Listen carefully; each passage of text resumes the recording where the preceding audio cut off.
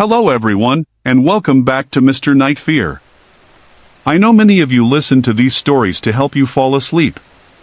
So, before you get settled in, I'd love for you to leave a comment letting me know where you're listening from. And if you're enjoying the episodes, don't forget to like and subscribe to the channel. Now, let's get comfortable, relax, and begin. I moved back to Pine Hollow after my divorce. It's a small town in Oregon with foggy mornings and lots of trees. Everything feels damp here. The wind always sounds like it's whispering something. I needed a fresh start. A quiet one. So I bought a small house on Briar Lane. It was cheap, probably because it had been empty for years. Some neighbors told me it used to belong to an old woman who passed away inside. They didn't say much else. At first, the house seemed fine. Cold and creaky, but nothing out of the ordinary. I spent my first week fixing small things. The floors creaked when I walked. The doors didn't close right. And the basement smelled like wet dirt. I didn't mind. I needed peace more than anything. I started working from home. I'm a freelance graphic designer, so I just needed my laptop and Wi-Fi. Most days, I sat by the window and worked while sipping tea. It was quiet.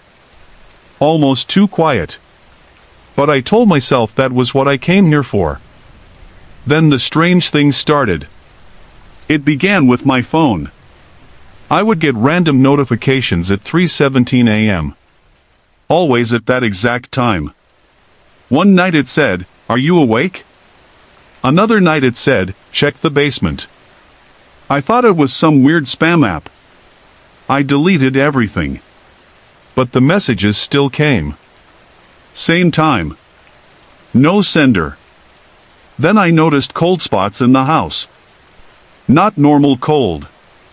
I'd walk into the kitchen and suddenly feel like I was outside in the snow. Even though the heat was on, and I was wearing a sweater. One night, I heard the front door creak open. I jumped out of bed and ran downstairs. Nothing. The door was closed. Locked. Deadbolts still in place. But the hallway smelled like old perfume. Like the kind my grandma used to wear. And I never kept perfume in the house. I tried to stay calm. Told myself it was stress. Or maybe just loneliness messing with my head. But deep down, I knew something was wrong. I started hearing footsteps at night. Soft ones. Like someone walking barefoot upstairs. But I was the only one there. I even recorded the sounds one night. Played them back the next morning. It was clear. Slow steps. And then, a whisper. I couldn't make out the words, but it was there. I stopped sleeping in my bedroom. I started sleeping on the couch with the TV on. It helped a little. One rainy night, the power went out. The whole house went black. I lit a candle and tried to stay calm. But then I heard a knock on the basement door. It wasn't loud. Just one single knock. I froze. My breath caught in my chest. I waited, listening. Another knock. Slower this time. I grabbed my phone and turned on the flashlight. My hands were shaking. I tiptoed to the basement door. Put my ear against it. Nothing. I slowly opened the door. The stairs creaked with each step. It was pitch black. I pointed the flashlight down into the dark. The air smelled musty, like whetstone and something sour. I called out, "Hello?" Silence. I took a few steps down. Then my flashlight flickered. When the light came back, there was someone standing at the bottom of the stairs. A woman. She was pale. Her eyes were wide and empty. Her hair was long and gray. She didn't move. Didn't blink. I gasped and fell backward. The flashlight hit the floor and went out. I scrambled up the stairs and slammed the door shut. I didn't sleep that night. I didn't even sit down. I just waited for the sun to rise. In the morning, I opened the basement door again. No one was there. I walked down slowly. The air still smelled the same. I looked around with a new flashlight. There was nothing out of place. Except one thing. In the middle of the basement floor was an old perfume bottle. I moved out the next day. Now I live in an apartment above a bakery. There are people, lights, and noise.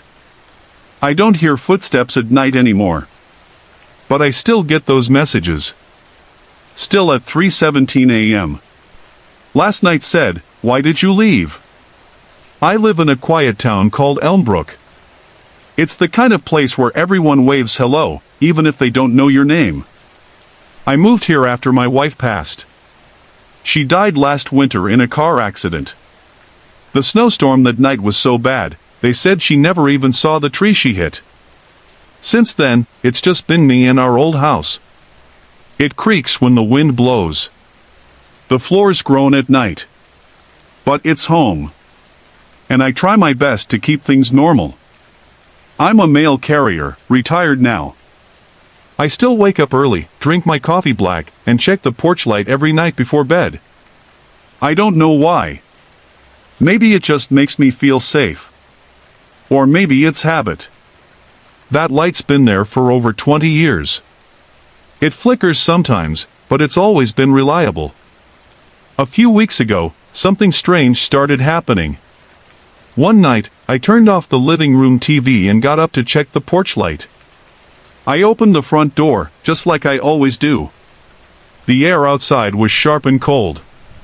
The leaves had fallen. The street was empty. The porch light was off. I frowned. I was sure I left it on. I flipped the switch off and on again. Nothing.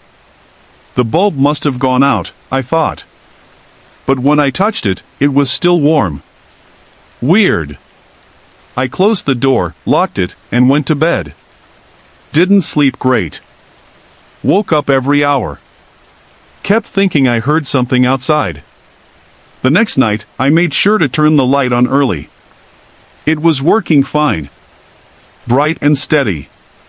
But around 10 p.m., I noticed the living room got darker.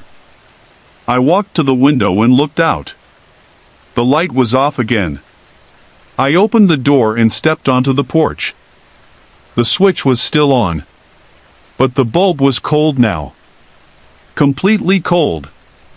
Like it hadn't been on all night. I replaced the bulb the next day. New one worked fine. But that night it turned off again. This time, I didn't go outside. I just sat in my armchair, staring out the window. The porch was dark, but I could still see the sidewalk, the empty mailbox, the shadows from the maple trees. Then I saw him. A man. He was standing just at the edge of the porch steps, where the light should have reached. I couldn't see his face. He wore a coat. Long, dark. Like something out of another time. He didn't move. Just stood there. I didn't breathe.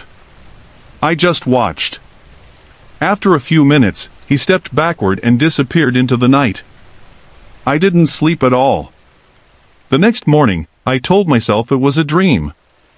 Or maybe my eyes were tired. I tried to laugh it off. But the next night, he came back. Same time.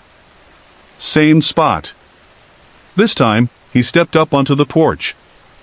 I locked my doors, turned off the lights, and hid behind the curtains. My heart was beating so loud, I thought he might hear it. I peeked once. He was standing in front of the window, just inches away. Still no face. Just a black shape where a face should be. Then, the porch light flickered on for a second. Just long enough for me to see him smile. It was a small, crooked smile. Like he knew I was watching. Then the light went out again. I stayed like that until morning. I didn't tell anyone. Who would believe me? But I couldn't take it anymore. I bought cameras, motion lights, even called the power company to check the wiring. Everything came back fine. No issues. No explanations. But the next night, the porch light went out again. And he came back. I tried calling out, asking who he was, what he wanted. He never answered. Just stood there. Some nights, he would walk the perimeter of the house. I'd hear footsteps on the gravel. Once, I heard the back door handle jiggle. I started sleeping during the day. At night, I sat in my chair with a flashlight and a baseball bat. But he never came in. He never broke a window. He never touched a door. He didn't have to. He was already inside my head. Last night was the worst. The porch light never turned on at all. I looked outside. He wasn't there. But the smell of damp earth filled the living room, like wet leaves and cold stone. And the creaking, oh God, the creaking was loud. It came from the stairs. I didn't want to look. But I had to. He was standing at the top of the stairs, near my bedroom, watching me from the shadows. I blinked and he was gone. Just like that. Gone. I don't know what he is. A ghost? A shadow? Some kind of curse that follows grief? I checked old records. Talked to the local historian. She said there used to be another house on this lot. Burned down in the 1940s. A man died inside. No one knew his name. Just called him the Watcher. I guess now he watches me. Every night. Sometimes I think I hear him whisper. Other times, I think I see him in reflections. Not just in the porch light anymore. I tried to leave town once. Drove for 2 hours. But I felt him with me. Like the air got colder. Like something was sitting in the back seat. So I came back. Now I just wait. Watch the porch. Hope the light stays on. But tonight, it's already dark. And I hear footsteps again. Sorry to interrupt. If you're enjoying the story, let me know in the comments and tell me where you're watching from. Don't forget to like and subscribe for more.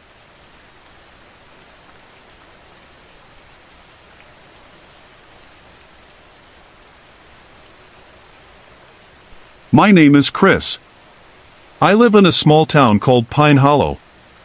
It's the kind of place where everyone waves at you, even if they don't know your name. After my divorce last year, I moved into an older rental house on Maple Street. It was cheap, and honestly, I just needed space to be alone for a while. My daughter lives with her mom now, a few towns over. I see her twice a month. I miss her every day. The house is quiet. A little too quiet sometimes. At night, the wind pushes against the windows, and the old floorboards groan like they're tired of standing. But I've gotten used to that. I work as a night security guard at a warehouse on the edge of town. The hours are long, but it gives me time to think. Most nights, I get home around 4 a.m. and crash by 5. But one night last fall, things changed. It was late October. The air had turned sharp and cold. Orange leaves blew across the sidewalk, and most houses had pumpkins and fake cobwebs on their porches. Mine didn't. I wasn't really in the Halloween spirit. That night, as I drove home, I saw something strange. A light was on in the upstairs window of my house. Now, I know for a fact I turned every light off before leaving. I always do. Electricity isn't cheap, and I have a habit of checking things twice. Front door? Locked. Stove? Off. Lights? All out. But from the road, I saw a soft yellow glow in the second floor window. The room above mine. I parked in the driveway and just sat there. watching. No shadows moved behind the curtain. No flickering. Just that one light, warm and steady. I went inside, trying to be calm. The house smelled the same dusty, faint scent of old wood. Nothing seemed out of place. But when I got to the second floor, the light was off. That window faced the street. I opened the curtain and looked out. Same view as always. Empty road. My truck in the drive. Maybe I was tired. Maybe it was a reflection. I didn't think about it much after that. Until the next night. This time, I came home and saw two windows glowing. I froze. One was the same window as before. The other was in the hallway. I didn't go inside right away. I walked around the house first. Everything looked normal. No signs of forced entry. No sounds from inside. Once I stepped in, the lights were off again. I walked upstairs slowly. Each step creaked under my weight. My heart thumped as I reached the top. I checked every room. Empty. I started to feel like I was losing it. Stress. Sleep deprived. Maybe even loneliness playing tricks on me. But then came the third night. This time, it was 3 a.m. I had stopped for gas and got home later than usual. And all three upstairs windows were lit. I didn't go inside. I sat in the truck. Watching. Not breathing. Then I saw movement. Just for a second, behind one of the curtains something shifted. A shadow. Human-like, but too tall. Too thin. I called the police. Told them I thought someone had broken into my house. 2 officers came. I stayed outside while they went in. They came out 10 minutes later, saying the house was empty. No signs of forced entry. No lights on upstairs. I asked if maybe someone had left right before they arrived. They said they would have seen them. They told me to get some rest. Said it might be a prank. Kids sometimes mess with the older houses in town during Halloween. But the next night, it got worse. I was off that night. I stayed in. Around 2 a.m., my phone buzzed. A message. No name. No number. Just, "We see you now." I stared at the screen. My fingers felt numb. Then the lights upstairs flicked on. One by one. All 3. I ran outside. Looking up, I saw movement again. But this time, it didn't stop. Something was behind the glass. Watching me. Tall, still, with eyes that didn't glow, but pulled your gaze anyway. And then the front door creaked open behind me. I spun around. No one was there. Just the cold air pouring out of my own home. I didn't sleep that night. Or the next. Eventually, I moved out. Broke the lease. Packed everything in 2 days and stayed with my brother until I found another place. I never got a message again. Never saw that thing again. But sometimes, when I drive past Maple Street, I look up at that house. And the windows are always dark. Except one. It still glows. And when you stop to really look, you might see a figure standing there. Just beyond the glass. Watching. Elder Lane was a quiet street in Pine Hollow, a small town where nothing really happened. People left their doors unlocked, kids played in the yards, and folks waved even if they didn't know your name. Chris moved there after his wife passed. He needed a fresh start. He bought a small 2-bedroom house at the end of Elder Lane. It was the only house with a flickering streetlight out front. Every few seconds, the light would buzz and dim, then come back. He didn't care much. He wasn't looking for perfection. The house was old. The floor creaked when he walked, and the heater hissed even when it wasn't on. But it felt better than the empty apartment he left behind. At first, it was peaceful. Cold winds blew through the trees in the backyard. He drank his coffee on the porch and tried to clear his mind. He was alone, but not lonely. Not yet. Then, things started to feel different. The streetlight out front started buzzing louder. Not just a hum, more like a whisper. Chris would sit by the window at night, watching it flicker. Sometimes, just before it dimmed, he thought he saw a shadow under the light. One night, he looked again. The light buzzed, blinked. And there was someone there. A figure. Still. Right under the pole. Too far to see clearly, but close enough to make out the shape. Chris squinted. No movement. Just the silhouette of a man. Then, blackout. The light went off. By the time it blinked back on, the shadow was gone. He told himself it was probably a passerby. But Elder Lane didn't have passers-by. The next morning, he asked a neighbor named Mrs. Bell if she'd seen anyone near his house. She shook her head. "Sweetheart, nobody walks down that way anymore." "Not since, well, never mind." Chris asked her to explain, but she brushed it off. "Just stories. Forget it." But he couldn't. That night, the whispering from the streetlight got louder. He opened his front door and stepped outside, tightening his jacket. The cold was biting. The air smelled like wet leaves and rust. No one there. He walked toward the pole. The bulb blinked softly above his head. And then he heard it. A voice. Very low. Coming from the base of the pole. "Come closer." He stumbled back. His breath fogged the air. Was it real? Was he losing it? Chris hadn't spoken to anyone about his grief. Not really. He deleted his social media after his wife died. He barely checked texts. He just wanted peace. But now the silence was too loud. The next day, he stayed in bed. He didn't eat. Didn't shower. The whispers kept repeating in his head. That night, he heard tapping. Not on the door. Not on the windows. From the walls. The tap started near the front door and moved through the house, slow and steady, like someone dragging fingers along the wood.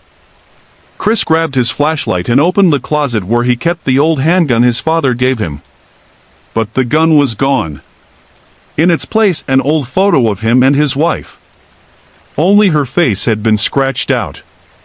Chris dropped it and ran outside. The wind slapped his face. His eyes stung. He didn't know where to go. So he ran to the streetlight. And there he was. The shadow. Closer this time. Chris froze. "Who are you?" No answer. The light flickered. Buzzed. The figure raised a hand and pointed. At Chris's house. And then the light went out completely. Total darkness. No moon. No stars. Just wind and the sound of his own breath. He stood still. His heart pounded like a drum in his chest. When the light came back, the figure was gone again. But the front door to his house was wide open. Chris didn't sleep that night. He sat in his car until sunrise. When he finally went inside, nothing looked different. Except the heater, which now made no noise. Dead. Days passed. The whispers stopped. But the light still flickered. Chris started asking around again. Finally, the old woman at the local diner told him. Back in the 80s, a man used to live in that house, she said. Lonely. Kept to himself. One night, he stood under that same streetlight and just disappeared. Some folks say he got pulled into it. Others say he became it. Chris didn't know what to believe. But every night, the shadow came back. Always standing a little closer. Now, Chris doesn't sleep in the bedroom anymore. He sleeps on the couch, with all the lights on. And sometimes, just sometimes, he hears a second pair of footsteps when he walks through the hallway. Not heavy. Not rushed. Just following. And the worst part? The whispers. They've started saying his name. Sorry to interrupt. If you're enjoying the story, let me know in the comments and tell me where you're watching from. Don't forget to like and subscribe for more.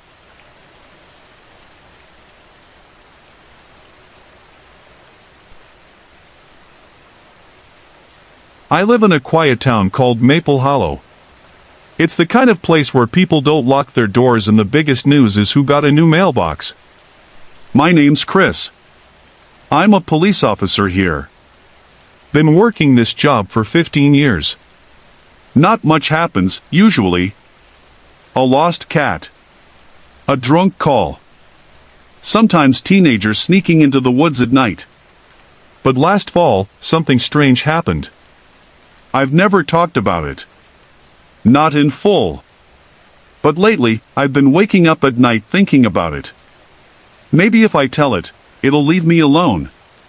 It started on a rainy Thursday night in October. The air was cold and the roads were slick with leaves. I was driving the usual patrol route when I got a call from dispatch. "Hey, Chris," said Linda on the radio. "Can you check out 12, Birch Lane?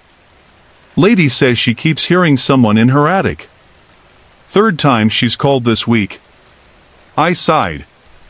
I knew the house. A woman named Megan lived there. She was in her mid-30s. Lived alone since her husband passed 2 years ago. She wasn't crazy, just lonely. Grieving. I pulled up to the house around 10:30 p.m. The porch light flickered. The wind was loud, pushing dry branches against the side of the house. Megan opened the door before I even knocked. Her eyes looked tired. She had a sweater wrapped tight around her. "Thank you for coming," she said quietly. "I swear, I hear someone up there at night. Scratching. Moving things." "I'll check it out," I told her, trying to sound calm. I didn't want to scare her more. She pointed me toward the attic hatch in the hallway. I grabbed the flashlight from my belt and pulled the ladder down. The air that drifted down was dusty and cold. I climbed slowly. The attic was dark and filled with boxes, old furniture, and forgotten things. It smelled like mold and dry wood. I swept the light across the space. Nothing. No raccoons. No birds. Not even a loose vent. I climbed back down and shook my head. "It's empty," I said. Could be the wind or the house settling. She nodded, but I could tell she didn't believe me. I offered to leave a patrol car nearby overnight. She smiled and said thank you. That was it. I drove off. But that wasn't the end. The next night, she called again. This time, she sounded more shaken. "He was whispering," she said on the phone. "He was whispering my name." I rushed over. Same flickering porch light. Same cold air. I checked the attic again. Still nothing. But this time, something felt different. There was a mirror up there. A big, old one leaning against the far wall. When I passed it, I thought I saw something over my shoulder. A face. But when I turned, nothing. I told myself it was just my imagination. That night, I asked Megan if she had any family nearby. She didn't. No friends close either. She worked from home, barely left the house. "You ever sleepwalk?" I asked gently. She shook her head. "I barely sleep." I left again, but something about that house lingered in my mind. A few days passed. No calls. Then one night, as I sat at my desk at the station, I got a text. From an unknown number. It was a photo. Of me. In her attic. I stared at it, heart racing. I didn't take that photo. And no one else had been there. I drove to her house fast. Lights off. Front door open. I called out her name. No answer. I went inside, hand on my flashlight, my other on my gun. The air was cold again. Too cold. I walked through the hallway. To the attic. I climbed. The mirror was still there. But something had changed. There were words written in the dust. He watches through the glass. I turned around. There was no one behind me. But when I looked in the mirror, there he was. A man. Tall. Pale. Dressed in black. His eyes were just wrong. Like pits. He stood behind me in the reflection. But when I turned, nothing. I ran down.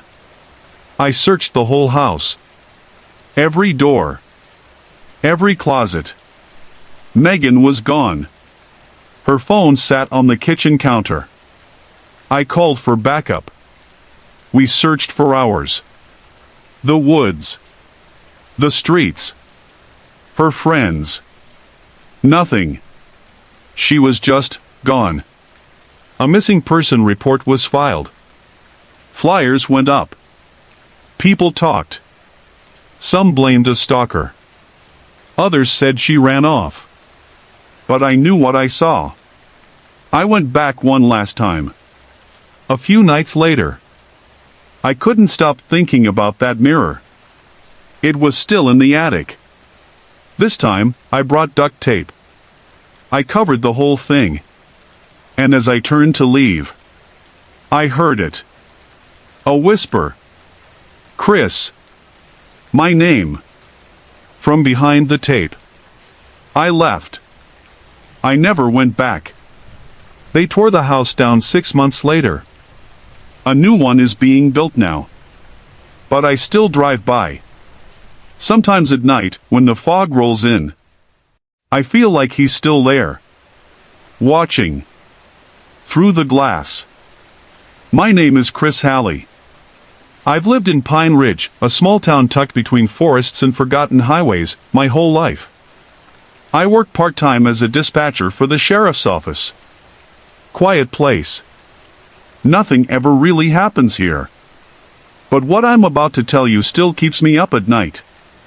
It was the week before Halloween. The wind was sharp, cutting through jackets like knives. Leaves danced down the roads like they were alive. Nights had started coming earlier, and with the cloud cover, the whole town felt dim even during the day. That Thursday, I was working a late shift. The station was nearly empty, just me, some cold coffee, and the radio. At around 10:37 p.m., I got a 911 call. But there was no voice. Just static. Like something between wind and a whisper. I said, 911, what's your emergency, 3 times. Still no response. I traced the signal. It came from an old farmhouse on Aspen Road. I knew it right away. That house had been empty for nearly 6 years. Belonged to a woman named Ruth Tanner, who passed in 2017. No one wanted to buy it after the rumors. People said they saw lights in the windows. Heard music coming from inside when no one was there. But nothing ever came of it. Just stories. Still, a 911 calls a 911 call. I radioed Deputy Kyle to check it out. He groaned a little, it was cold and late, but said he was on it. 15 minutes passed. Nothing. No radio update, no text. I tried calling him. Straight to voicemail. Then the second call came in. Same line. Same static. But this time, something was different. Under the static, I heard a soft voice. Very faint.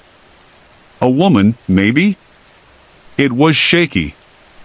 I couldn't make out full sentences. Just bits. Can't breathe. They're here. And then the sound cut off like a switch flipped. I stood up, grabbed my flashlight, and locked the office behind me.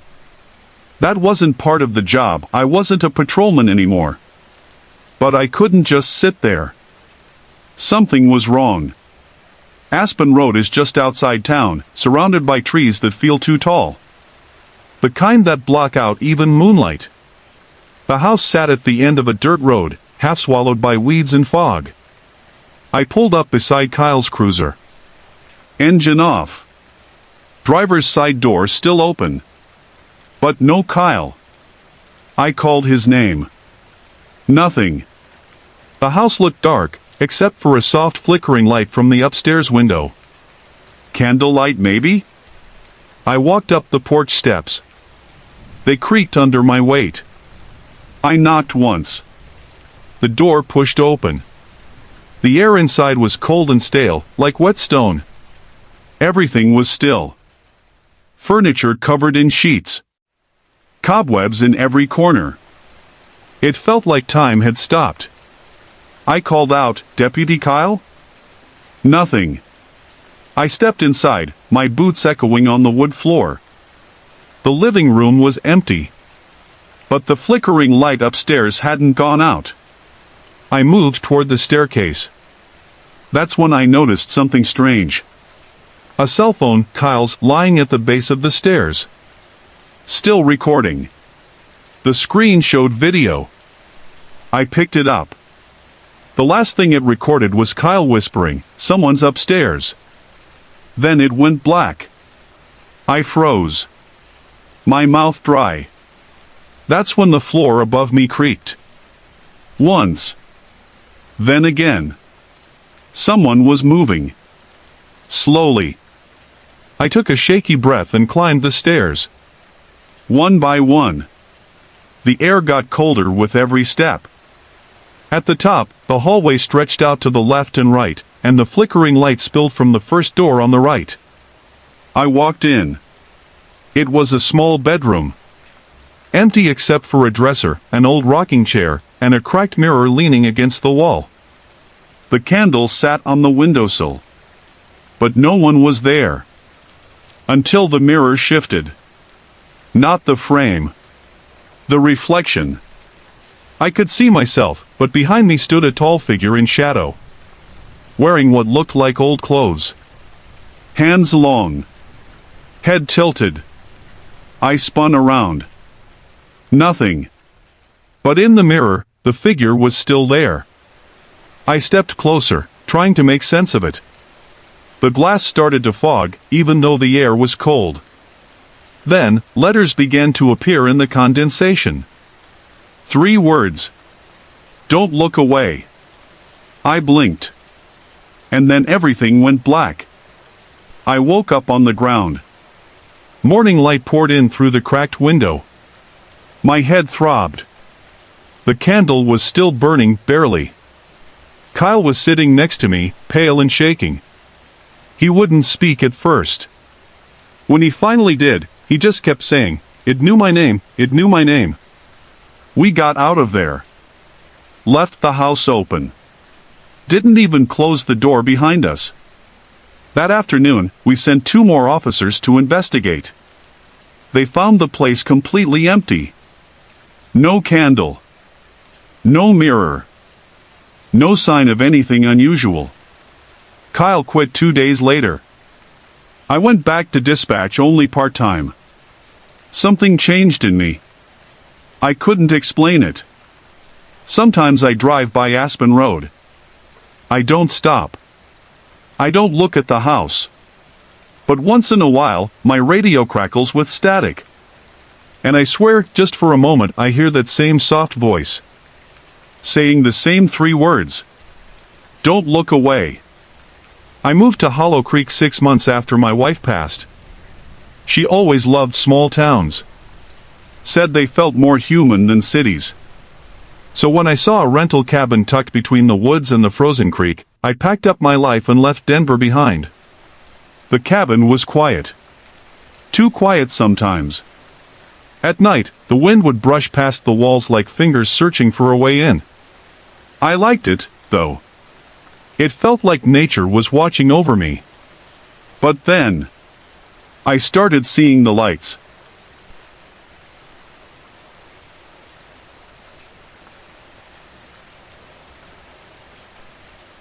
The first time was a week before Christmas. I had just made tea and sat near the fireplace, flipping through an old photo album. The power flickered, and then outside, down near the edge of the woods, I saw a light, small, red, like a dying ember. I thought it might be kids with flashlights. Or maybe hunters. But it wasn't moving. Just hovering. When I looked again, it was gone. I didn't think much of it. Maybe I imagined it. Grief can play tricks on your eyes, especially when you're alone. The second time, it was raining. Cold December rain. I had fallen asleep on the couch with the TV still on. Around 3 a.m., I woke to silence. No wind. No rain hitting the roof. Just stillness. I sat up and looked out the front window. The light was back. This time, it was closer. Still red. Still not moving. I watched it for a long time. Then it blinked out. The next morning, I walked down the hill where the light had been. There were no footprints. No tire marks. Just soft mud and pine needles. It was like no one had ever been there. I asked a few neighbors in town. Most just shrugged. But the woman at the gas station, Lori, lowered her voice when I asked her. "That old place," she said. "Yeah, folks say weird stuff happens out there. Lights in the trees. Whispering in the fog. Do people still live near the creek?" She looked at me for a long second. Not anymore. I didn't press further. Maybe she was messing with me. That night, I couldn't sleep. I stayed in bed, staring at the ceiling. My wife's photo was on the nightstand. I reached for it. Then I heard tapping. Soft. Rhythmic. Tap, tap, tap. It was coming from the back window. I got up slowly and pulled the curtain just a crack. The red light was right outside the window, floating eye level, maybe 10 feet away. I dropped the curtain and backed away. No footsteps. No shadows. Just that silent red glow. I didn't go outside. I didn't move. I just stood there, heart pounding in my ears, until the sun came up. In the morning, I found something that made my skin crawl. A handprint. On the outside of the window glass. But it wasn't full-sized. It was small. Like a child's hand. But too long. The fingers were thin and stretched, and they curved at the tips. I called the local police. A deputy named Chris came out. He was polite but clearly skeptical. "There's no tracks," he said, walking around the back. "And no sign anyone was here." I showed him the photo I'd taken of the handprint. He stared at it for a bit. Could be condensation. Or maybe a prank. "Do kids play out here?" He shook his head. "Not this far out. Too cold. And no one wants to come near this creek anymore." I didn't ask why. I didn't want to know. But that night, I dreamed of the red light. In my sleep, it was inside the house, floating down the hallway. I tried to scream, but my voice was stuck in my throat. The light moved closer. And in the red glow, I saw a face. Pale. Empty. Eyes like two dark holes. I woke up gasping. After that night, the power began cutting out. Just for seconds. but enough to rattle me. Each time it came back, the thermostat would reset, and the cabin would feel colder than before. And the red light? It was now coming every night. Always the same time. Always at the same spot. Until one night it moved. I was brushing my teeth when I saw it from the mirror. The red light floated past the bathroom window, slow and steady. This time, I didn't hide. I stepped outside with my coat zipped up and a flashlight in hand. The wind was howling. Snow swirled in tiny circles across the ground. I followed the light. Down the hill. Toward the creek. It never got brighter. Never got closer. But I followed it all the same, like something inside me needed to know. And then, it stopped.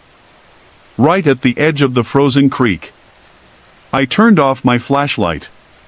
The woods were silent. The light hovered. Then blinked out. I stood there, breathing hard. Listening. I heard something behind me, just a whisper. Like someone saying my name. I turned around. No one. But in the snow, footprints. Small. Too small to be adult. Leading back up the hill. Leading to my cabin. I never ran so fast in my life. When I got inside, the house was freezing. The front door was wide open. And on the floor, by the fireplace, was the picture of my wife. But it had changed. Her eyes in the photo were now black. Like two empty holes. I left Hollow Creek the next morning. I never went back. But sometimes, when I'm alone at night, I still see that red glow in my dreams. And I wonder, what would have happened if I followed it just one step further? What do you think? Have you ever felt like something was watching you? Even when no one was there? Sorry to interrupt. If you're enjoying the story, let me know in the comments and tell me where you're watching from. Don't forget to like and subscribe for more. Everyone in Willow Creek knew about the house at the end of Maple Lane. It was the last one before the woods started. The kind of place you passed quickly during walks. Faded white paint. Dead grass. Shutters always half open like watching eyes. Jake, the local mailman, didn't like that part of his route. He'd lost his wife 2 years ago. Since then, the silence in his life felt louder. Delivering mail gave him structure. But that house always made him slow down. It had been empty for years. At least, that's what people thought. One chilly autumn afternoon, Jake was doing his usual route. Cold wind nipped at his face, and yellow leaves danced across the cracked sidewalk. As he reached the last mailbox, he paused. The quiet was heavy. He noticed something strange. The flag on the old mailbox was up. That house hadn't received mail in years. He glanced around. Fog was starting to roll in from the woods. The mailbox creaked as he opened it. Inside was a single envelope. No stamp. Just a name in shaky handwriting. Jake. He froze. His heart skipped. He hadn't told anyone about his route. His name wasn't listed anywhere. He slowly opened the envelope. It was blank. Just white paper. No message. No address. No signature. He looked back at the house. A curtain in the upstairs window shifted. Jake took a step back, nearly stumbling. The wind howled a little louder. He walked fast to his truck and drove the rest of the route, his hands tight on the wheel. That night, sleep didn't come easy. The letter sat on his kitchen table, untouched. He thought of throwing it away, but something stopped him. Around 2 a.m., he woke up to a loud buzz. His landline was ringing. Nobody ever called the landline anymore. He picked it up. Hello? There was static. Then, a voice. A whisper. You left something here. He hung up. His hands were cold and sweaty. He unplugged the phone and sat down, staring at the wall. Maybe it was a prank. Maybe someone was messing with him. But deep inside, he didn't believe that. The next morning, Jake told himself it was nothing. Just stress. Grief playing tricks. He drank his coffee, bundled up, and got back in the truck. As he passed Maple Lane, he slowed. The curtain was open again. And in the window, his late wife's photo stared back at him. He slammed on the brakes. Got out. Walked to the porch. The wind pushed against him. The wooden steps groaned. He reached the door. It creaked open. No lock. No sound inside. Just a faint smell of old wood and dust. Hello, he called. Nothing. He stepped inside. The air was cold, heavier than outside. The floor creaked under his boots. The living room was empty. Cobwebs clung to the ceiling. A broken lamp lay sideways. He turned into the hallway. A door creaked open at the end. Light flickered from inside. He moved slowly. Each step louder than the last. The room was filled with old photos. His photos. Ones he never gave anyone. Pictures of his wedding. Him delivering mail. His wife smiling at their kitchen table. Jake's breath caught in his throat. Then, he saw her sweater, the one she wore the day she died, folded neatly on a chair. He backed away. That's when the radio turned on. A low crackle. A soft song, their song, playing like it was coming from another room. Rachel, he whispered. The lights flickered. Then, a bang from upstairs. He ran out. The door slammed behind him as he reached the porch. The wind was fierce now. Leaves flew like knives across the yard. He didn't go back the next day. Or the one after. He told no one. But then, the phone started ringing again. Same time every night. He stopped answering. Stopped sleeping. One night, he picked up again. Why did you leave me? The voice asked. It was Rachel's voice. Soft. Hurt. Broken. Jake dropped the phone. That weekend, he called the sheriff. Said there was trespassing. Said maybe some squatters moved into the old house. The sheriff promised to check it out. On Monday morning, Jake saw the sheriff at the diner. You won't believe it, the sheriff said. Place is empty. Dust everywhere. Except for one room. Jake didn't answer. The sheriff continued, looked like someone lived there once. Like years ago. But the weirdest thing, there was a table with 2 cups. One had lipstick. Other was still warm. Jake never delivered on that street again. He switched routes. The letter? He burned it. But sometimes, just before sleep, he hears her voice. Why did you leave me? And sometimes, when he drives past Maple Lane, he sees the curtain shift. Like someone's watching. Waiting. Hey everyone. I put a lot of effort and heart into creating these videos just for you. If you're enjoying the content, I'd love to hear from you. Drop a quick comment below and let me know where you're watching from and what time it is for you right now. Your support means the world to me, and it keeps me motivated to bring more awesome videos your way.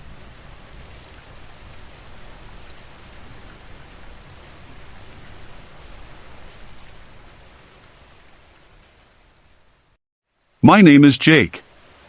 I live in a small town in northern Illinois called Larkspur Hollow. It's one of those quiet places where nothing really happens. People still wave from porches, and the diner still serves pancakes like it's 1955. I moved here after my divorce. Needed to get away. I bought a small house on the edge of town. It was cheap. Too cheap. But I didn't ask questions. I just needed space, quiet, and time to breathe. The house was old. Paint peeling. Steps that creaked. But it had charm. A fireplace, tall windows, and a big oak tree out front. The nights were cold, especially in late October. The wind would whistle through the gaps in the window panes. But I liked it. It felt honest. A week after I moved in, I noticed something strange. Every morning, my back door would be unlocked. At first, I thought I forgot to lock it. I was tired, distracted. Maybe I wasn't used to the routine yet. But then I started locking it twice. Even checked it before bed. Still, by morning, it was open. Just a crack. Enough to let the cold in. I told myself it was just a loose latch. Then came the knocking. It was always at 3:13 a.m. exactly. Just 3 knocks. Not loud. Not soft either. I'd wake up, heart racing, staring at my bedroom door. My phone would buzz a second later, no number. Just a blank screen. I started sleeping with the TV on. Background noise helped. Until one night, it didn't. I was drifting off, the screen blowing soft blue across the walls. Suddenly, it changed. Static. Then a flash of someone standing in my hallway. I sat up fast, grabbed the remote, but it froze. The screen flickered again, and there was a voice. A whisper. Don't open the door. Then silence. Just the hum of the static. I didn't sleep that night. The next morning, I checked the hallway. Nothing. The back door? Open. Again. That afternoon, I asked my neighbor, Mr. Turner, about the house. He's lived here forever. He looked at me for a long time before speaking. You know a family used to live there, right? The Myers. Quiet folks. Their son, Daniel, was different. Heard voices, they said. Talked to things that weren't there. One day, he disappeared. No one found him. Just gone. After that, the parents moved away. The house stayed empty for years. I didn't know what to say. So I said nothing. That night, I went to bed with the lights on. At 3:13, I woke up again. No knock this time. Just the cold. It felt like something was in the room. I sat up slowly. My breath fogged in the air. And then, the closet door creaked. Not all the way. Just enough. Something moved inside. I whispered, "Hello?" The door moved again, just a small shift, like it was breathing. I didn't move. I didn't blink. Then I heard it. A voice. A boy's voice. Don't open the door. My heart was pounding now. I grabbed my phone. No signal. No bars. Then the screen lit up on its own. A photo. It wasn't one I took. It was a picture of me. Asleep. Taken from the end of my bed. I dropped the phone. The next morning, I called the sheriff's office. Told them someone had broken in. They came out, checked the place. No signs of forced entry. No fingerprints. Nothing. They said maybe it was a prank. Maybe I was dreaming. But I knew better. I started researching Daniel Myers. There wasn't much. Just an old article. Local boy still missing after 2 weeks. Dated October 1987. A single line stood out. Neighbors report last seeing Daniel standing by the back door. Talking to someone who wasn't there.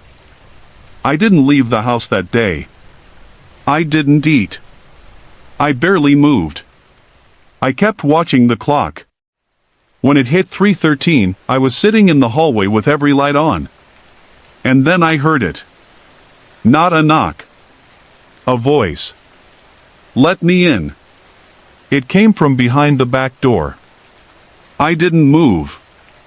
The voice came again. Softer.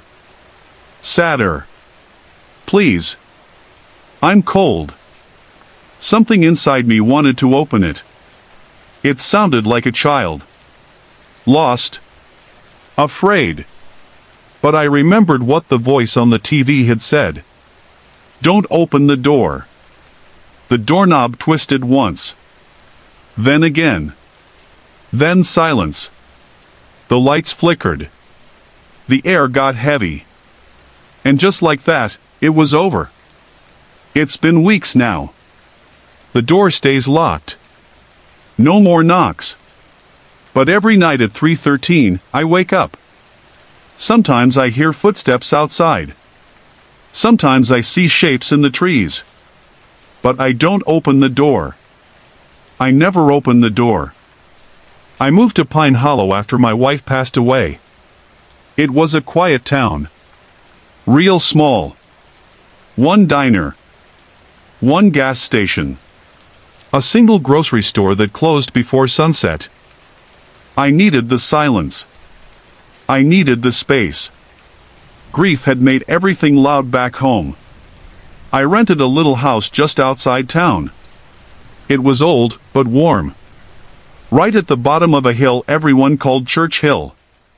There was an abandoned chapel at the top, stone steps crumbling, bell tower long broken. Locals said no one went up there anymore. The first time I asked about it, the grocery clerk, Ms. Bernice, just said, best to leave that place alone. Then she changed the subject. I didn't push. I understood what it meant to carry a story you didn't want to tell. My days were quiet. I drank coffee on the porch. Went for long walks. I tried to breathe again. But at night, things changed. It started on a Tuesday. I remember because I'd just FaceTimed my daughter.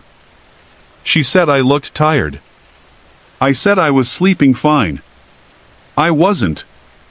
That night, I heard footsteps on the hill. Slow. Dragging. I figured it was a deer. Maybe a kid sneaking around. But the next night, I heard them again. Closer. Then a knock. Just one. On the back door. I didn't open it. The third night, I turned all the lights off and sat in the dark. I watched the hill from my window. That's when I saw him. A man, standing halfway down the slope. Still. Not moving. He wore old clothes. A long coat. Something dark on his head, it looked like a preacher's hat. But his face was in shadow. I stared. He didn't wave. Didn't move. Just stood there. When I blinked, he was gone. I told myself it was the dark. My grief. Lack of sleep. I didn't want to believe he was real. But the next day, I found something strange. At the bottom of the back steps, an old Bible. It was soaked from the dew. Pages torn. A name written inside. Reverend Clay Mathers. I took it to Ms. Bernice at the store.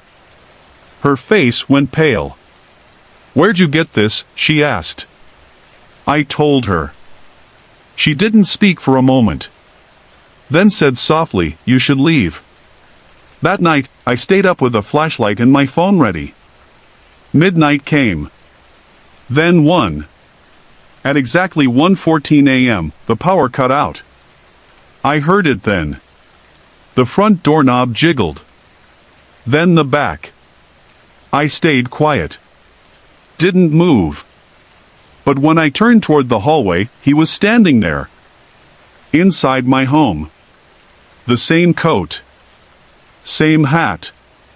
His face was covered in black cloth, like a funeral veil. He didn't speak. Just pointed up toward Church Hill. Then he vanished. No noise. No door. Just gone. I barely slept. The next day, I drove to the sheriff's office. A young deputy named Chris listened to my story. He looked uncomfortable. After a moment, he said, "You're not the first." "What?" He glanced around. The preacher lived here back in the 30s. Something happened one winter. Town records were lost in a fire. But folks say he went mad. Locked his congregation in that church and burned it down with them inside. I asked, "Why's he coming to me?" Chris shrugged. "They say he still walks that hill. Looks for new souls to preach to." I didn't laugh. That night, I packed. I was leaving in the morning. But I never made it through the night. At 1:14 a.m., the knocks came again. This time, faster. Then the creak of floorboards inside. I didn't grab a weapon. I didn't hide. I stood in the center of the living room, heart pounding. And I said, "What do you want?" There was silence. Then the lights flickered. Cold air rushed through the house. And behind me, a voice whispered, "Come see." I turned. He stood at the open door, pointing to the hill again. And I don't know why I followed. Barefoot, in pajamas, I climbed the hill. Fog wrapped around my legs. The chapel looked darker than night. He walked ahead of me, silent. At the top, he stopped. He turned and lifted his veil. There was no face. Only ash. Burned skin. Empty eye sockets. Then he raised one hand and pressed it to my chest. And I saw it. The fire. The screaming. The walls of the chapel collapsing. Dozens of people, trapped. Crying out. He had locked the doors. He'd smiled as they burned. And now, he wanted me to remember it. To carry the pain. I stumbled back. Fell to the ground. When I looked up, he was gone. The next morning, I packed my truck and left Pine Hollow. I never went back. But sometimes, late at night, I hear it again. That slow knock. That whisper, "Come see." Sorry to interrupt. If you're enjoying the story, let me know in the comments and tell me where you're watching from. Don't forget to like and subscribe for more.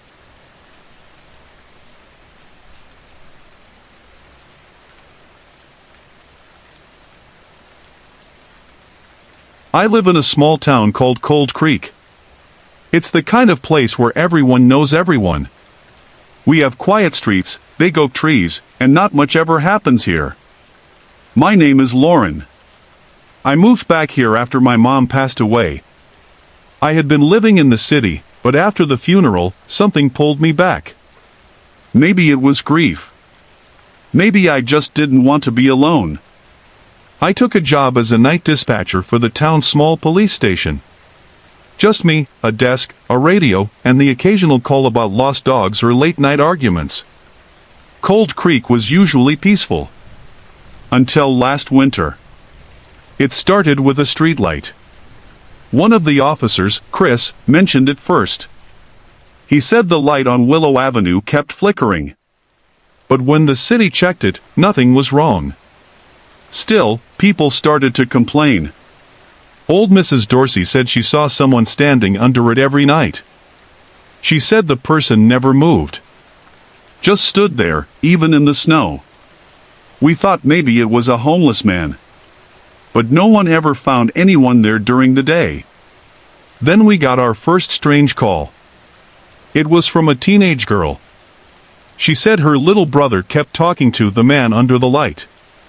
She said he would stand at the window at night and whisper things. When she asked who he was talking to, he said, "The tall man. He waves at me." We sent a car out. The officer saw no one, but said he felt strange near that light.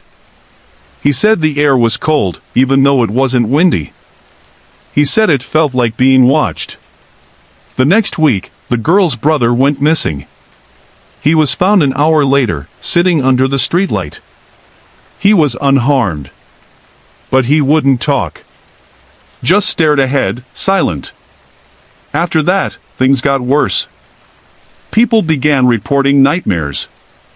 Same ones. Dreams of walking down Willow Avenue past the flickering light. Hearing footsteps behind them.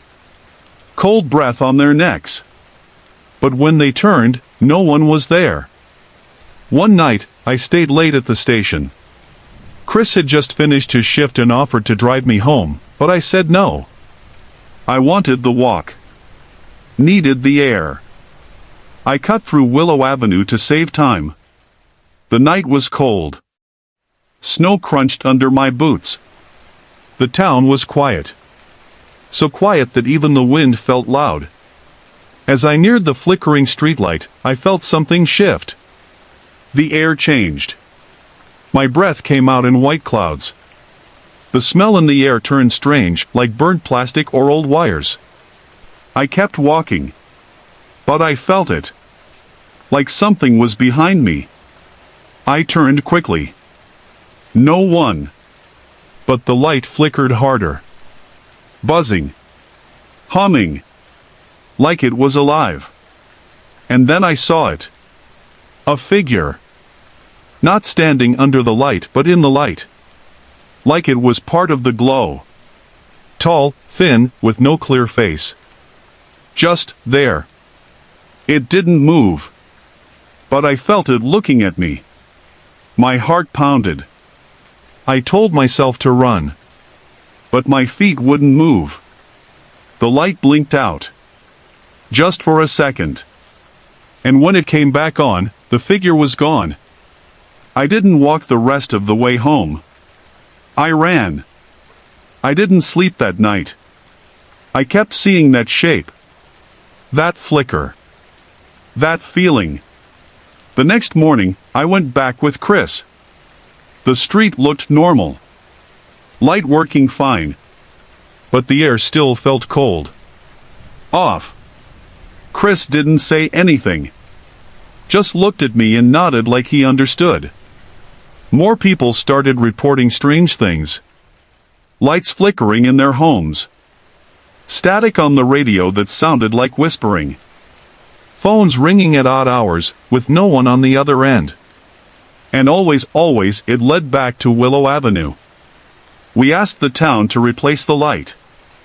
They did. It still flickered. One night, I checked the old records. Willow Avenue used to have a house at the end of it. It burned down 20 years ago. A family lived there. The father died in the fire. His son went missing. No one ever found the boy. Some say the father went mad. That he hurt the boy. Others say the boy ran into the woods and never came back. But that streetlight? It was installed right where the house once stood. I still work nights. Still get the odd call about Willow Avenue. I don't walk that way anymore. Neither does anyone else. But sometimes, from the window of the station, I see it. The light flickering. And sometimes, when the night is really quiet, I swear I can see that shape. Still there. Still waiting.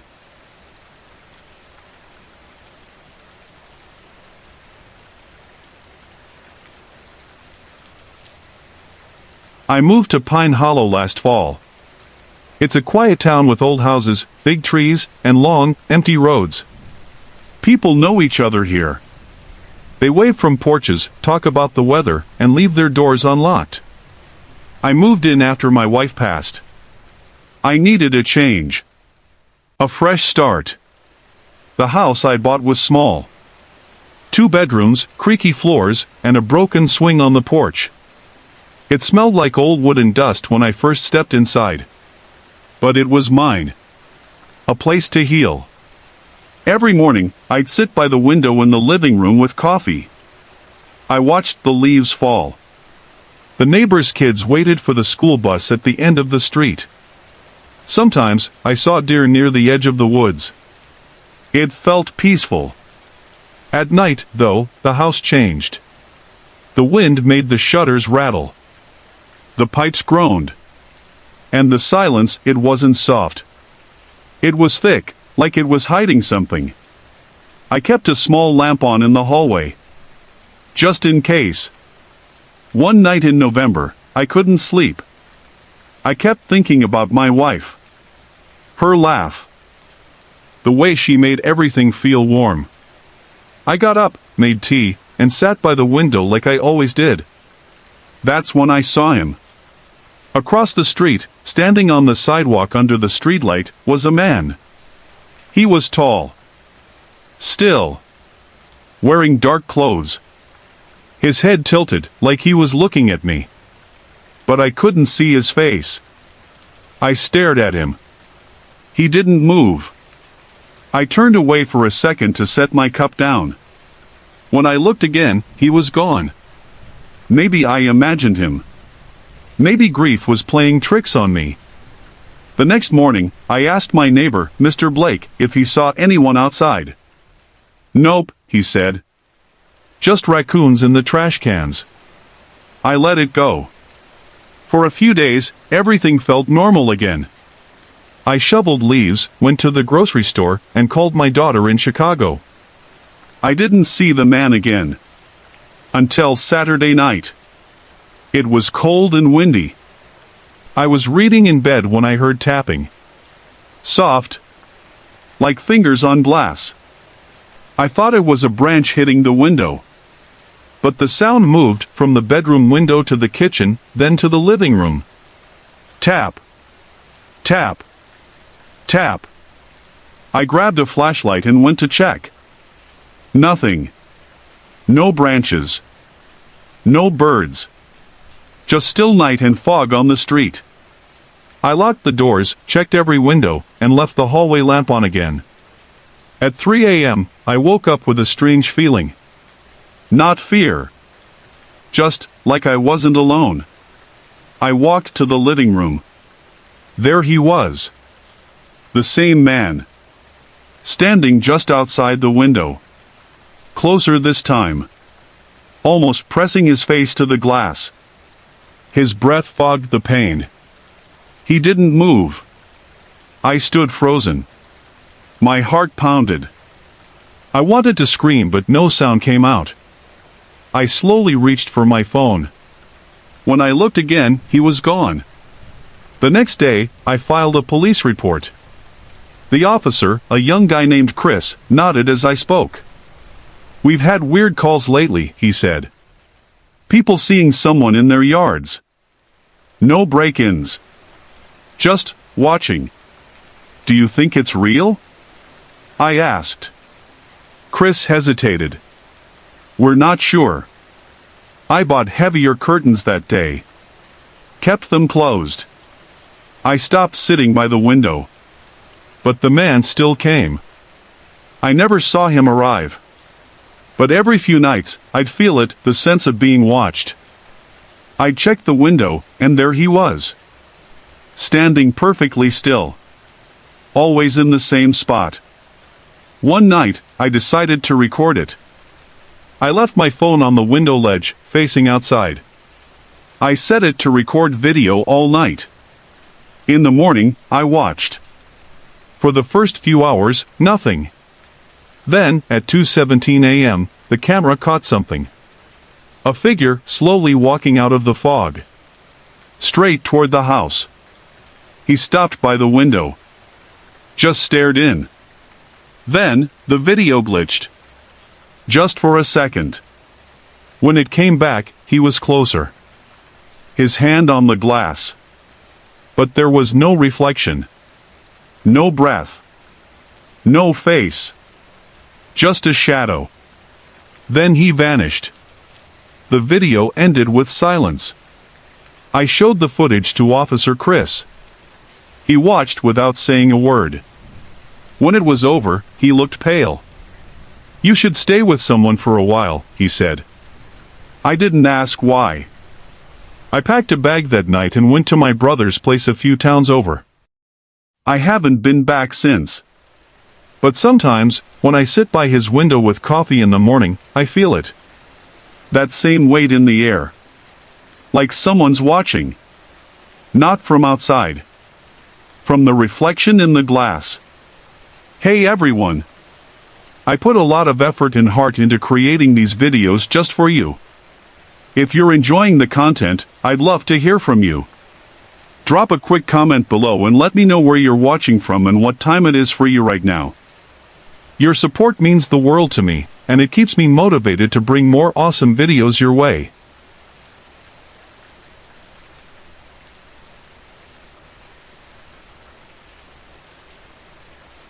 My name is Jake, and I used to be a part-time night officer in a quiet little town called Willow Creek. It's the kind of place with only one diner, one gas station, and a lot of folks who keep to themselves. People didn't lock their doors much.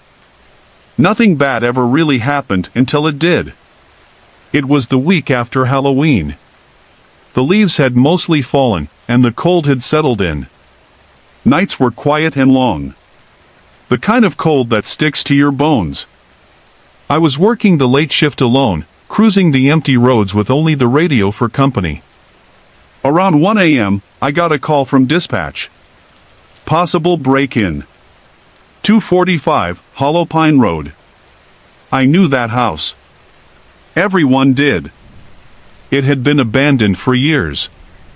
An old, gray farmhouse sitting behind a line of dead trees. People said it was cursed.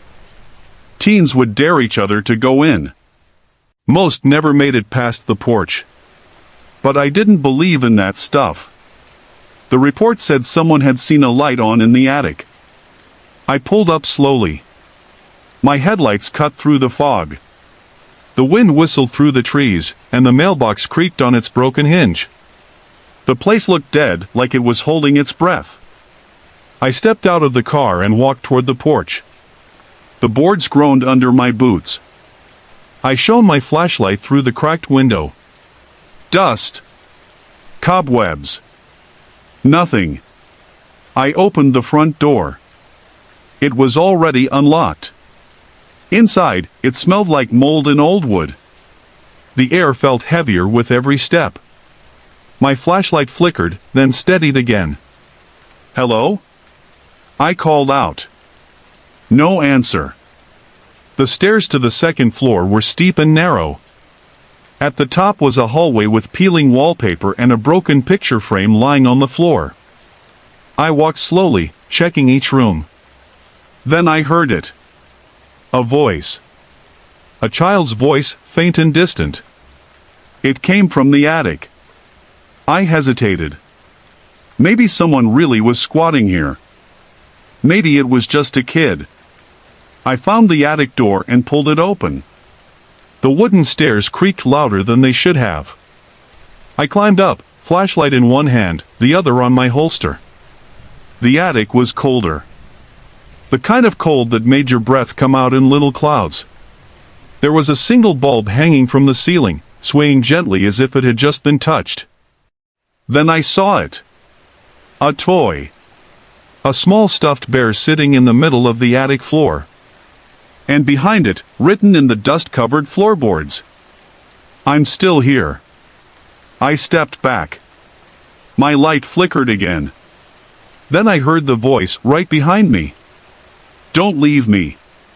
I turned fast. No one was there. The attic door slammed shut. The light went out. I stood in darkness, frozen. I tried the door. It wouldn't budge. My radio crackled with static. I backed into a corner and waited. That's when I saw the shadow. It didn't move like a person. It didn't feel like a person. It just stood there, watching. I blinked and it was gone. The attic door creaked open slowly, on its own. I didn't wait. I ran. I drove back to the station and filed a short report, just said the house was empty and secured. I didn't mention the bear, or the voice, or the writing in the dust. No one would believe me. 2 weeks later, a family from out of town bought the house. They moved in on a Saturday. By Sunday morning, they were gone.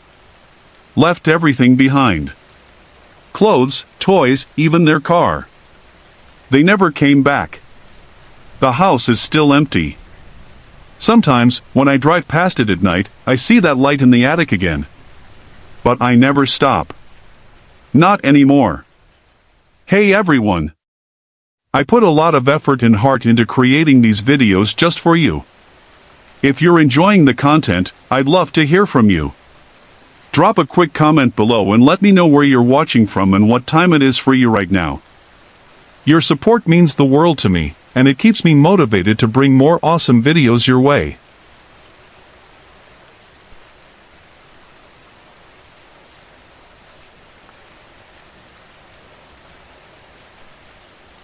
My name is Chris. I live in a small town called Maple Hollow.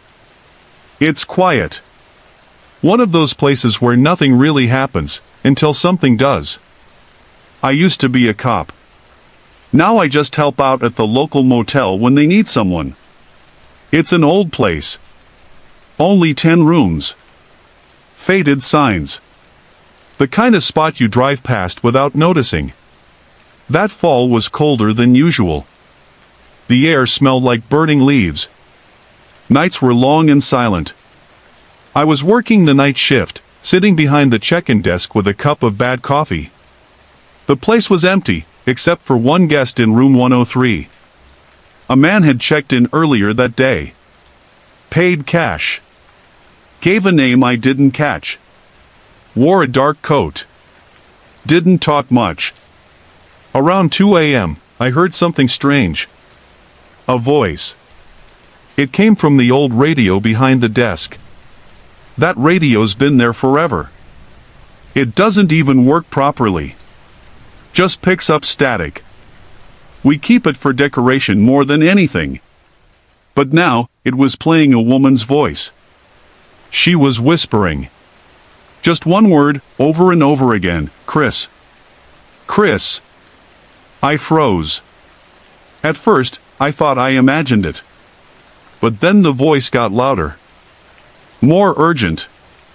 I turned the radio off. Silence. I stood up, looked around the lobby. Nothing. A soft knock came from the front door. But no one was there.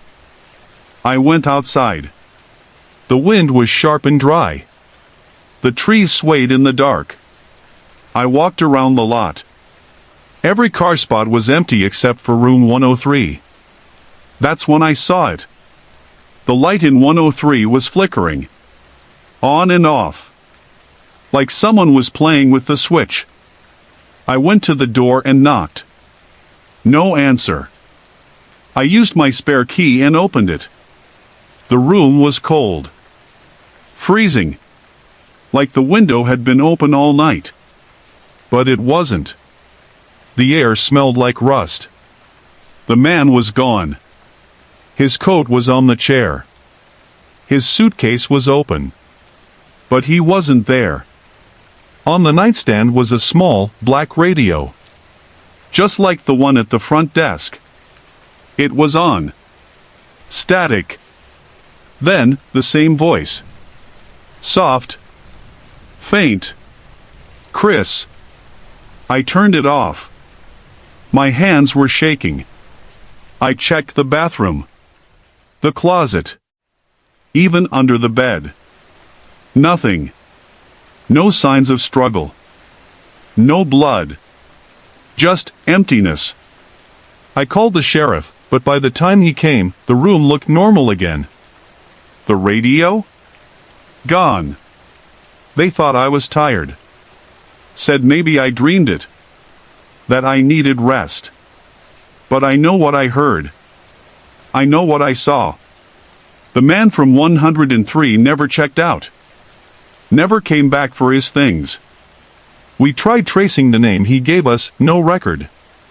For days, the room stayed empty. But every night, the front desk radio would switch on by itself. Same time. Same voice. Always the same word. Chris. I started sleeping with my lights on, jumping at every sound.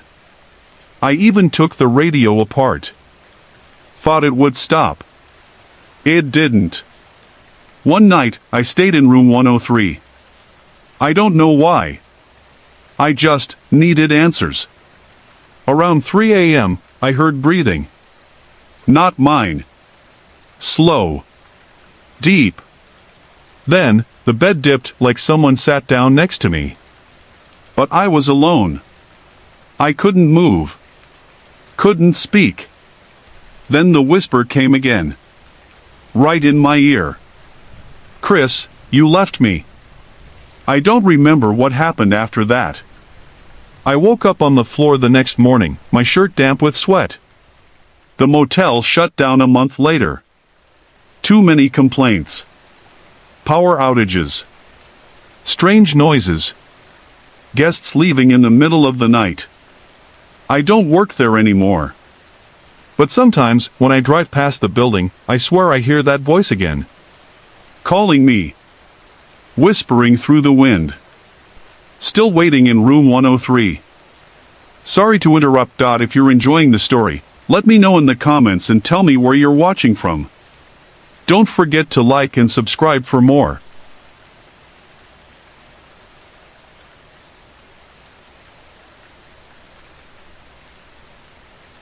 My name is Chris. I'm a deputy in a small town called Ash Hollow, tucked away in the cold hills of Colorado. We don't see much action out here, just snowstorms, the occasional bar fight, and loose cows blocking the road. But last winter, something strange happened. And no matter how I try, I can't forget it. It started after a storm knocked out power across half the town. I had just finished a long shift helping clear fallen trees. I was sore, tired, and cold. All I wanted was some rest. That night, I went back to the station to lock up some equipment. The lights were still flickering from the power outage. I walked past the old evidence room, we never used it anymore, and heard something that made me stop. It was music. Faint. Crackly. Like an old song playing through static. I opened the door slowly. The room was dark, except for a small red glow in the corner. There it was, an old radio on a shelf, one I'd never seen plugged in before. It was dusty, scratched, and definitely not in working condition. But it was on. I stared at it for a while. The music was soft and sad.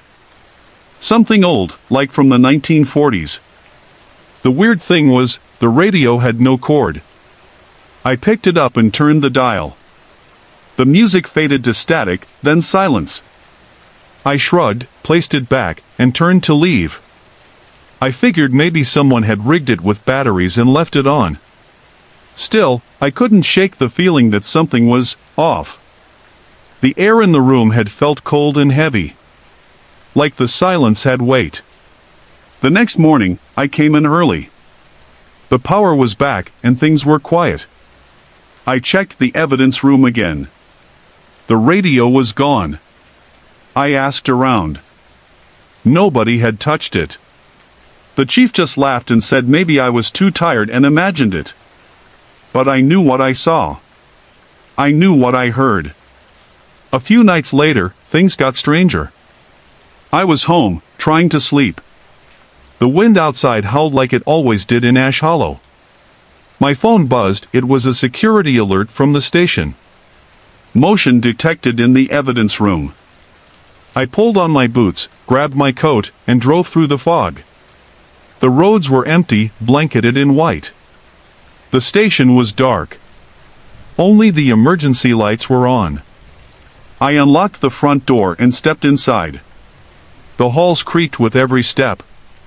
I walked past the holding cells, through the break room, and stopped at the evidence room.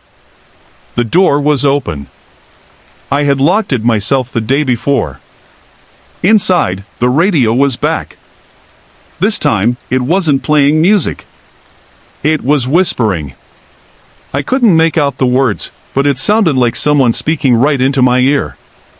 Low, shaky, broken sentences. I stepped closer. My hand trembled as I reached for the knob. When I touched it, the whispers stopped. The room went dead silent. I lifted the radio. Still no cord. No batteries. No explanation. I wrapped it in a cloth and locked it in a drawer at the front desk. That night, I had a dream. I was sitting in the station, alone. The radio was on the desk, playing that same haunting song. But outside the windows, there were figures. Standing still in the snow. Dozens of them. All facing the station. Watching. Waiting. When I woke up, I was sweating. My mouth was dry. I looked at the clock. 3:33 a.m. I went to work early and checked the drawer. The radio was gone again. I checked the security cameras. Nothing. Just static. The whole night, the feed was corrupted. I talked to Michael, one of the older deputies. He went pale when I mentioned the radio. He said, back in '87, we had something like that. A rookie found a radio just like you described. It started whispering to him. Couple weeks later, he vanished. His cruiser was found near the lake. Door open. Radio still playing. I didn't believe him at first. Thought it was just a story to scare the new guys. But now, I'm not so sure. That evening, I walked to my car, ready to head home. And sitting on my front seat was the radio. I didn't touch it. I didn't even open the door. Instead, I went back inside and told the chief everything. He looked at me for a long time, then said, "You're not the first to tell me this." We locked the radio in a safe in the basement. That was 6 months ago. It hasn't moved since. But every now and then, when the wind picks up and the lights flicker, I swear I can still hear it, just barely, singing that same old tune.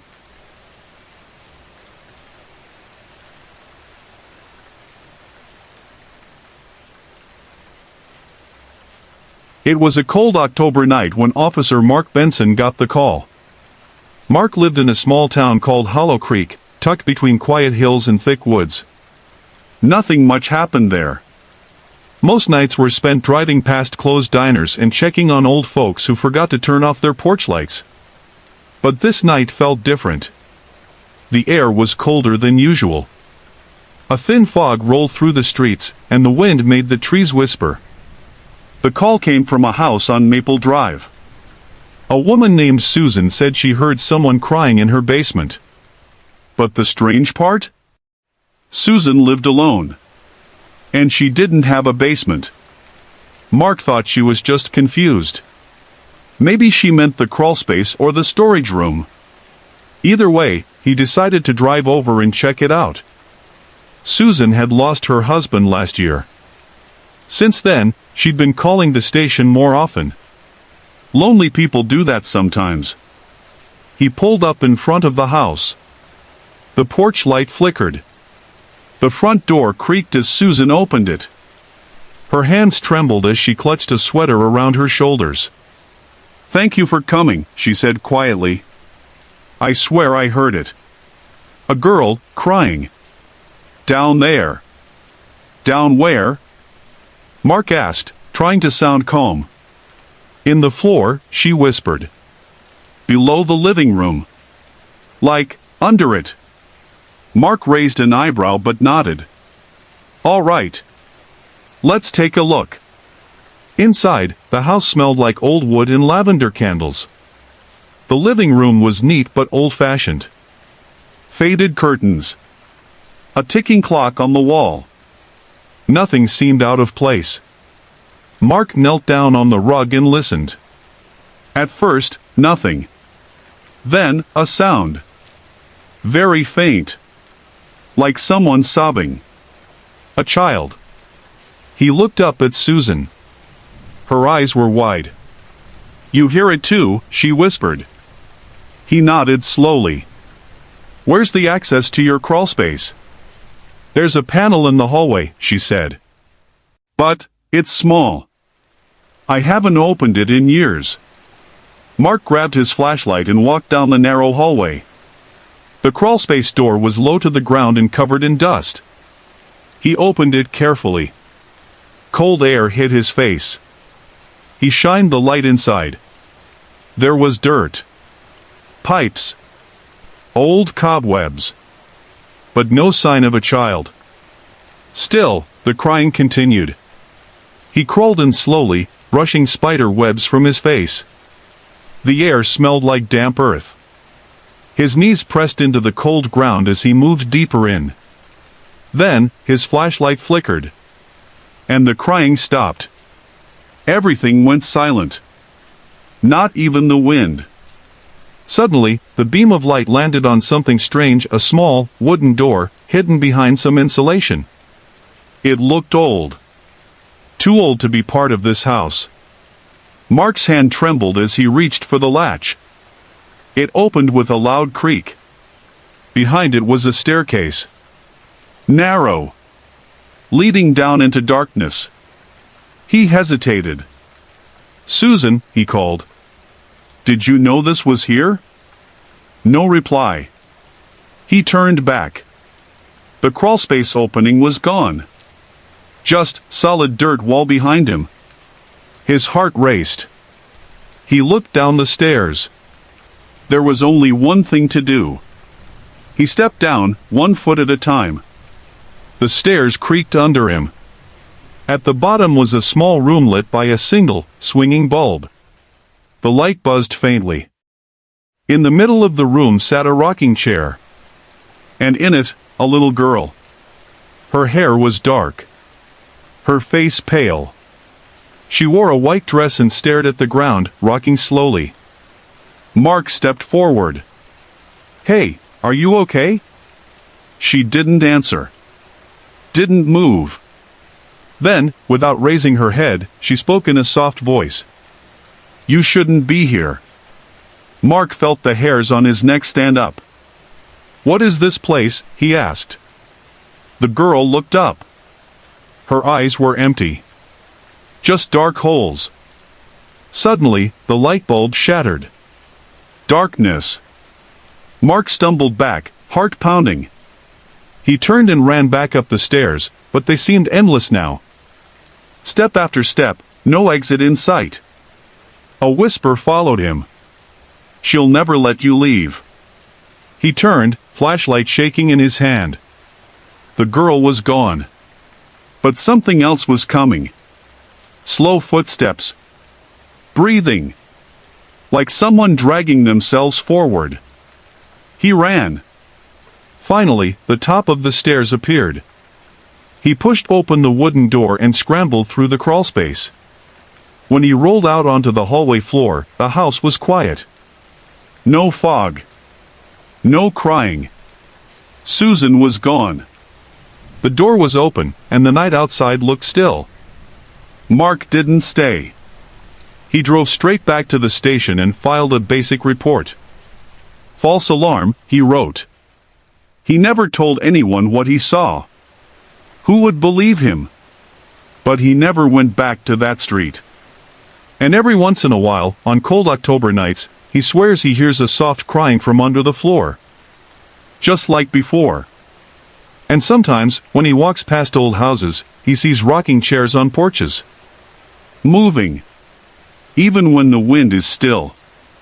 Sorry to interrupt. If you're enjoying the story, let me know in the comments and tell me where you're watching from. Don't forget to like and subscribe for more.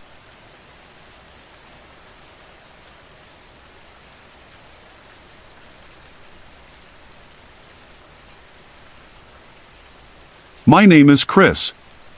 I worked as a part-time deputy in a quiet town called Hollow Creek, tucked deep in the Appalachian Hills. Nothing ever really happened there. A speeding ticket, a lost pet, maybe the occasional noise complaint when kids stayed out too late. But one night changed everything. It was early November. Cold winds were starting to roll in, and most trees had already shed their leaves.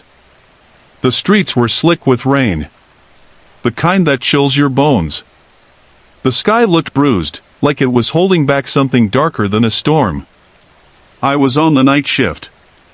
Driving past flickering streetlights and empty houses with Halloween decorations still hanging, even though the candy was long gone. It was just me, a strong cup of gas station coffee, and the radio crackling static between country songs. Around 2:15 a.m., I got a call on the dispatch radio. Unit 4, we've got a 911 hang-up from 182 Willow Drive. No callback. Can you check it out? I sighed. That house again. 182 Willow had been empty for over 20 years. The last family that lived there moved out after their son disappeared. The case was never solved. People in town still whispered about it, but no one ever said much out loud. I pulled up to the house. It sat at the edge of the woods, porch light broken, windows covered in grime. The yard was wild, overgrown weeds, rusted swing set, the works. The whole place looked like it was holding its breath. I got out of the cruiser and crunched over the gravel. The air smelled like wet leaves and old wood. The wind hissed through the trees. I knocked once on the door. Nothing. I pushed it open and stepped inside. It groaned like something waking up. The inside smelled like mold and dust. My flashlight cut through the dark, lighting up old furniture covered in sheets. There were handprints on the windows. Small ones. Like a child's. I called out. Sheriff's Department. Is anyone here? Silence. Then, I heard something upstairs. Thump. Drag. Thump. I drew my sidearm. Slowly climbed the staircase. My boots felt like they weighed 50 pounds with every step. At the top, the hallway stretched into blackness. I checked each room. Empty. Empty. Empty. Then I opened the last door. It was a kid's room. Blue wallpaper with stars. A small bed in the corner. Toys scattered on the floor. The strange part? Everything was clean. No dust. No cobwebs. Like someone had just been there. And then I saw it. An old baby monitor sitting on a shelf. It crackled. Then I heard it. A voice. Whispering. Come downstairs. I froze. The voice was soft, like a lullaby. I turned and backed out of the room, one step at a time. My breathing felt shallow. I didn't remember pulling my gun again, but there it was in my hand. Downstairs, I saw something new. The front door was shut. I had left it open. I walked toward it, slow and steady. That's when the baby monitor whispered again. Don't go. I turned back. Something stood at the top of the stairs. A shape. Small. Like a child. I lifted my light. Nothing was there. I should have left. I should have run. But I didn't. Instead, I followed a strange pull back toward the hallway to the basement door. It was cracked open now. A faint glow leaked from underneath. I stepped down into the basement. The air turned colder. Each stair creaked under my weight. The smell was stronger, wet wood, earth, and something else, something sour. The basement was filled with old boxes, broken furniture, and an old rocking horse. It rocked once. Then stopped. And in the far corner, I saw something move. A boy. Maybe 9 or 10. Pale skin, black eyes, old clothes soaked in dirt. He didn't look real. He looked left behind. Help me, he whispered. I stepped forward. Who are you? I live here, he said. Before I could say another word, my flashlight blinked out.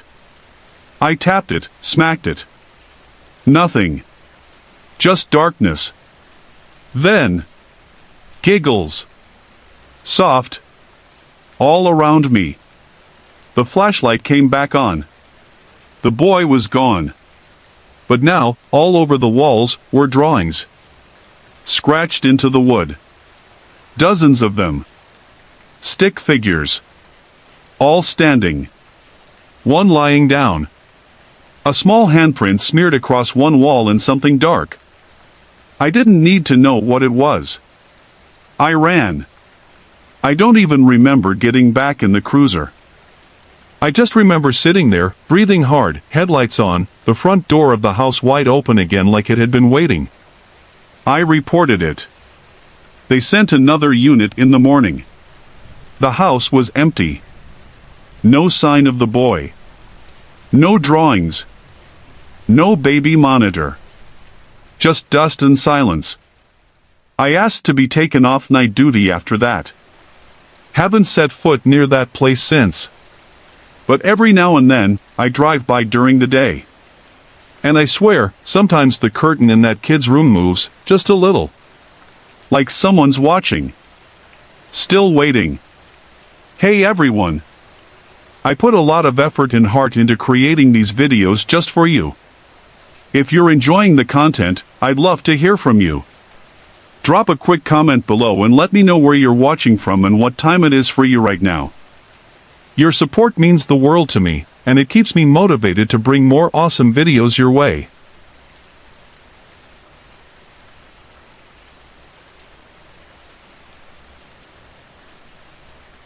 It was late November in the town of Pine Hollow. The air was cold, and the leaves had already turned brown. Most houses had started putting up Christmas lights. Mine hadn't. Not this year. My name's Chris. I'm a 34-year-old single dad. My wife passed away 2 winters ago, and since then, it's just been me and my daughter, Lily. She's 7. We live on Maple Lane, in an old 2-story house with creaky floors and thin windows. The kind where the wind whistles through at night. I don't mind the noise anymore. It's better than the silence. I work nights sometimes as a patrol officer in town. It's a quiet job, mostly checking up on empty buildings and responding to noise complaints. Nothing exciting. That's what I liked about it. One night, I got a call from dispatch just after midnight. Someone reported strange lights in a house down on Birch Street.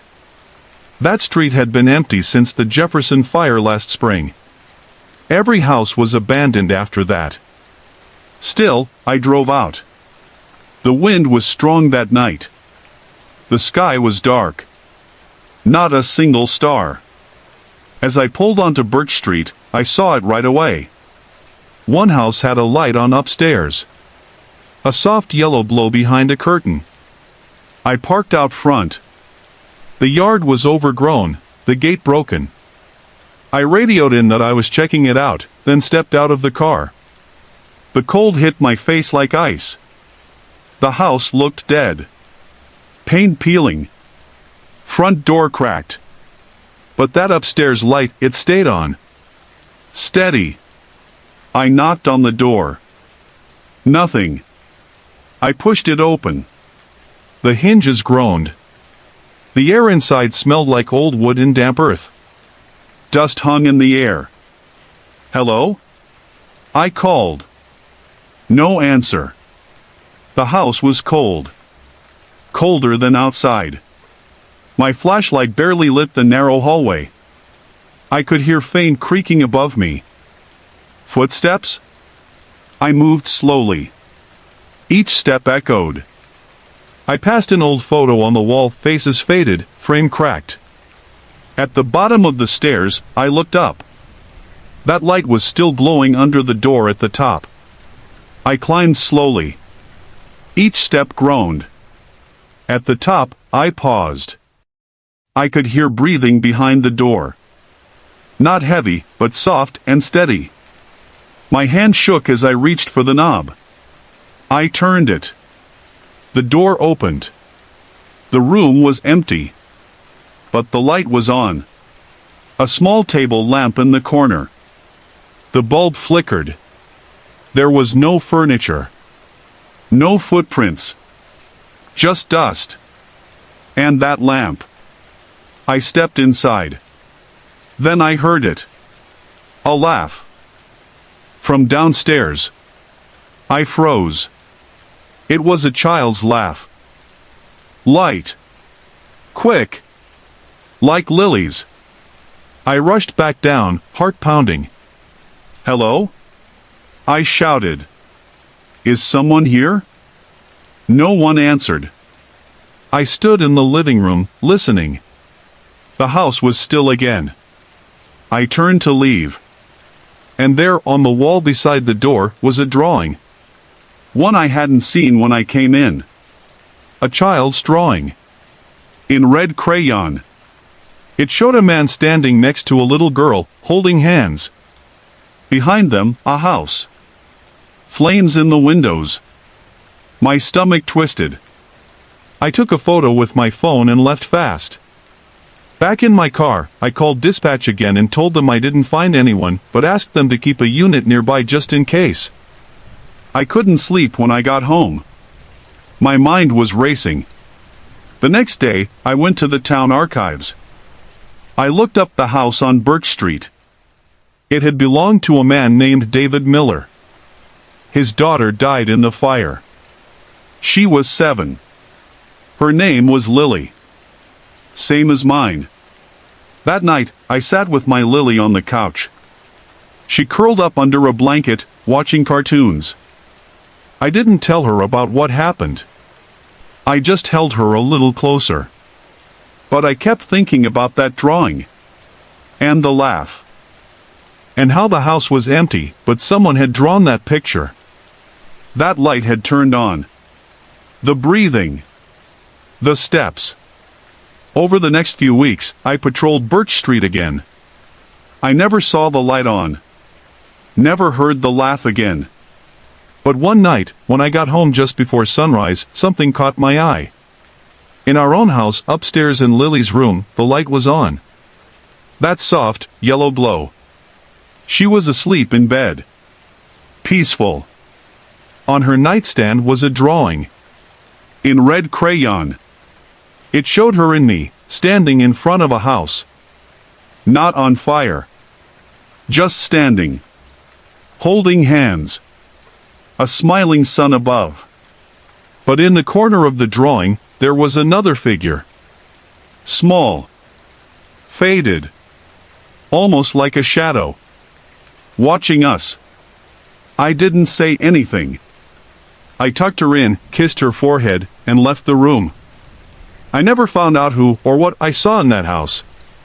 Or why that name, that voice, that drawing felt so close to home. But I do know this. Sometimes, when I'm alone, I still see a soft light flicker in Lily's window. Even when the lamp is off. And on really quiet nights, I hear a laugh. Not Lily's. Someone else. Someone watching. Maybe she just wanted someone to remember her. Maybe she saw something in us she missed. Or maybe she never really left that house. What do you think? Have you ever heard a voice that wasn't there? Or seen a light in the dark that wasn't supposed to be on? Sorry to interrupt. If you're enjoying the story, let me know in the comments and tell me where you're watching from. Don't forget to like and subscribe for more.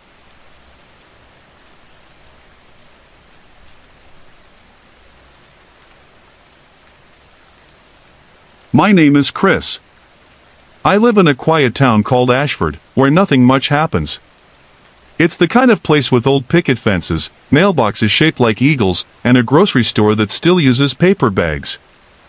I moved here after my wife passed. Cancer. It happened fast. One day we were drinking coffee on the porch. A few months later, I was packing up our house in Portland and looking for somewhere quieter. somewhere I could breathe. I found this old rental at the edge of Sycamore Lane. It was small and creaky but felt safe. Trees lined the road outside. Big sycamores that swayed in the wind. The neighbors were kind but distant. The kind of people who waved from their driveways but didn't ask questions. It was mid-October when I moved in. The air was cool, and dry leaves scraped across the sidewalk at night. I liked the sound.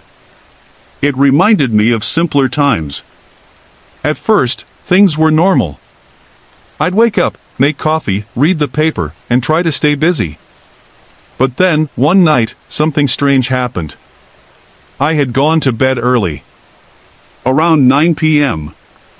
The house was quiet. No TVs on. No traffic outside. Just wind. I woke up at 2:17 a.m. sharp. The room was cold, colder than it should have been. I sat up and looked around. Everything was still. Then I heard it. 3 slow knocks. Not from the door. From inside the house. It came from downstairs. Like someone knocking on the wall just beneath the staircase. I froze. My heart started racing. I grabbed the flashlight from my nightstand and crept down the hallway. The stairs creaked as I moved, one slow step at a time. When I reached the bottom, the house looked empty. I checked the living room. The kitchen. Even opened the basement door and shined the light down. Nothing. I tried to go back to sleep. But every night after that, the knocks came back. Sometimes 2. Sometimes 4. Always around 2:17 a.m. I started keeping a journal. Night 3, 3 knocks, sounded closer. Night 5, same time, basement door was open. By the end of the second week, I stopped sleeping altogether. I talked to my neighbor, Lauren. She was a retired nurse who lived 2 doors down. That house, she said, squinting. That used to belong to a guy named Howard. Lost his wife to a fire. Stayed there alone for years. Folks say he used to knock on the walls just to feel like someone was still there. I didn't know what to say. That night, I sat in the dark living room. I wanted to face it. To see if it was just in my head. At 2:16, the air turned still. The trees outside stopped swaying. Even the wind seemed to hold its breath. Then it came. Knock. Knock. Knock. But this time, I wasn't upstairs. I was sitting on the couch, facing the hallway. And that's when I saw it. A shape. Tall. Thin. Standing at the edge of the hallway where the shadows met the light. It didn't move. It didn't speak. But I could feel it watching me. I stared at it. My mouth went dry. I couldn't move. Then it turned slowly and walked back down the hallway toward the guest room. No footsteps. No sound. Just vanished into the darkness. When I finally stood up, I followed. But the room was empty. From then on, it came every night. Sometimes it stood by the stairs. Sometimes by the window. Always between 2 and 3 a.m. I tried sleeping in different rooms. I tried staying at a motel. But when I came back, it was waiting. I started talking to it. "I don't know what you want," I whispered one night. "But I miss her too." That night, it didn't knock. It just stood at the window, staring out at the trees. I don't think it wants to hurt me. I think, maybe it understands. Or maybe it's just lonely. Now it's been 6 months. The knocks are softer now. The visits less frequent. Some nights, it doesn't show up at all. But I still keep the porch light on. And every October, I leave a chair out on the back deck, next to mine. Just in case it wants to sit for a while.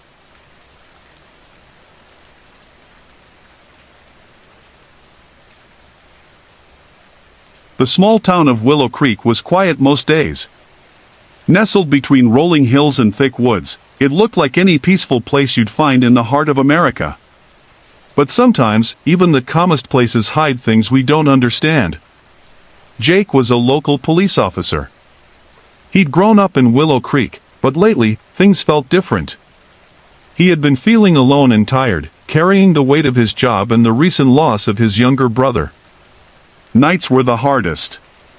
The house felt colder, and the silence pressed in. One late October evening, just as the sun dipped below the tree line, Jake was called to an old farmhouse on the edge of town. The house had been empty for years, or so everyone thought. The owner had passed away, and no one lived there now. When Jake arrived, a chill ran down his spine. The wind howled through the broken windows, making the curtains sway like ghostly hands. The porch creaked under his boots. The streetlight flickered, casting long shadows across the cracked wooden walls. The smell of damp wood mixed with something sharp, like burnt paper. Inside, the farmhouse was dark and cold. Dust covered every surface, and old furniture sat covered with white sheets. Jake's flashlight flicked on, cutting through the gloom. He called out softly, "Hello? Anyone here?" No answer. But then, from upstairs, he heard it, a faint tapping. Slow. Steady. Like someone knocking on a door. Jake climbed the creaky stairs, each step groaning under his weight. The tapping grew louder. At the end of the hall was a door, slightly open. He pushed it gently. Inside, a dusty music box sat on a dresser. It was old and cracked, but somehow, it was playing. The melody was soft but sad, filling the room with a haunting tune. Jake's heart pounded. How was it playing if no one was there? Suddenly, the music stopped. The room grew colder. Jake felt eyes watching him. He turned but saw only shadows flickering on the walls. He reached for his phone, but it wouldn't turn on. The screen stayed black, no matter what he tried. The house was cutting off his connection, like something didn't want him to leave. Then, the tapping started again. But this time, it came from behind him. Jake spun around. The door slammed shut with a bang. He was trapped. Breathing hard, he tried the doorknob. Locked. He pounded on the door, yelling, but no one answered. A cold whisper brushed past his ear. Leave. Jake's mind raced. Was it the house? A ghost? Or something worse? The shadows on the walls began to twist and move, shaping into a tall, dark figure. It didn't have a face, just empty darkness where eyes should be. Jake backed away, heart pounding. He remembered the stories his grandma told him, the legend of the shadow man who haunted old houses, stealing the light and leaving fear behind. Suddenly, his phone lit up, the screen glowing with a text message. It was from an unknown number. Don't trust the shadows. Jake felt a cold sweat. He didn't know what to believe anymore. Then, with a flash, the door unlocked. Jake bolted down the stairs, out of the house, and into the cold night air. Outside, the wind had calmed. The stars twinkled softly. But Jake couldn't shake the feeling that something was still watching him from the darkness. Back at home, he tried to explain what happened. But who would believe him? A haunted house, a shadow figure, a cursed music box? It sounded like a story from a ghost tale. Still, Jake knew the truth. Some things lurk just beyond our sight. Some places carry memories that refuse to fade. That night, as he lay in bed, he stared at his phone. The screen stayed dark. Then, softly, the music box tune began playing from somewhere inside the house. Have you ever felt a cold breath on your neck when no one was there? Or seen shadows move just beyond your eyes? What do you think was really in that old farmhouse? And why did the music box keep playing long after Jake left? Sometimes, the past reaches out in ways we can't explain. Maybe it's better not to answer.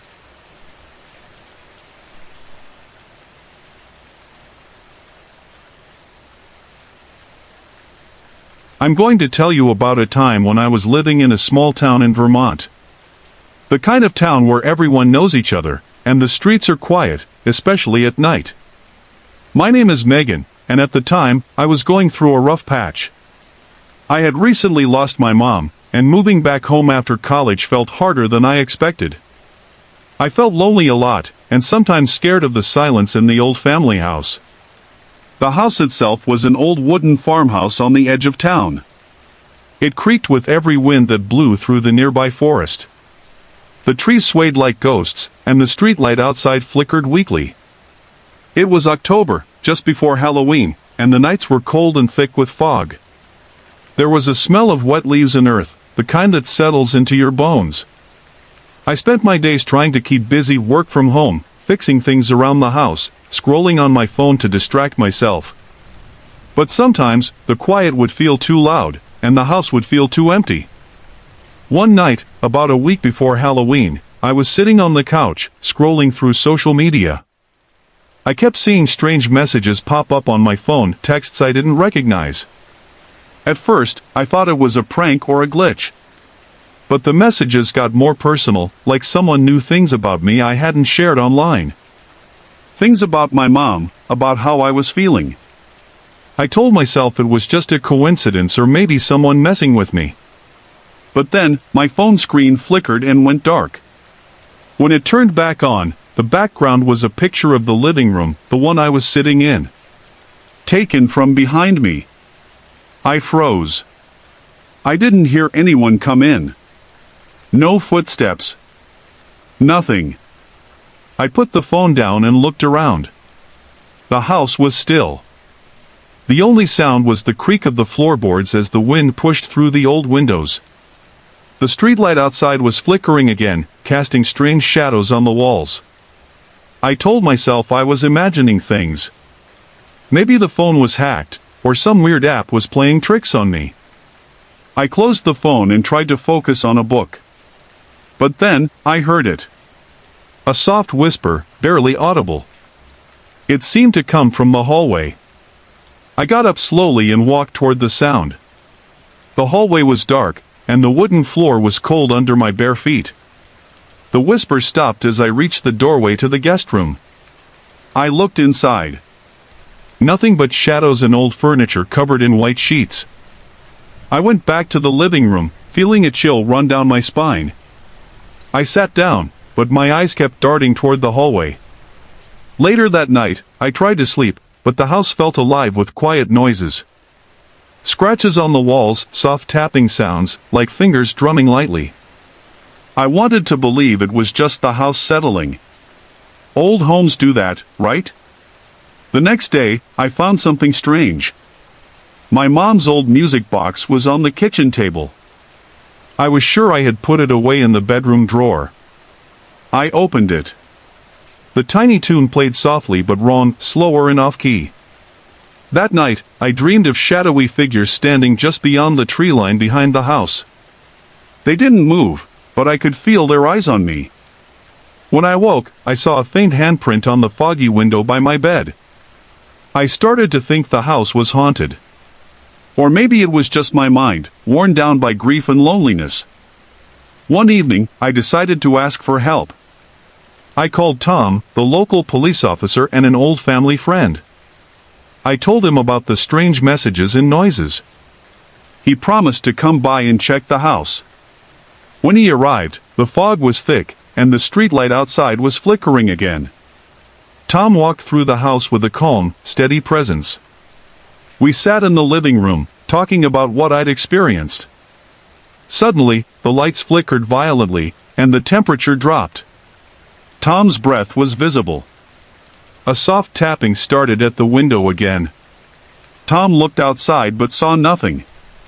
Then, from the corner of the room, a dark shadow moved quickly and disappeared. Tom said, "This place has some history." He told me stories of the house.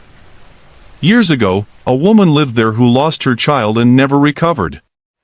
People said her spirit lingered, lost in grief and sorrow. That night, I stayed awake, feeling less alone but more aware of the presence. What do you think happened that night? Was it just the past reaching out? Or something else? Have you ever felt watched, even when you were sure no one was there? The house still creaks. The wind still whispers. And sometimes, my phone lights up with a message I don't recognize. Maybe some things never really leave us.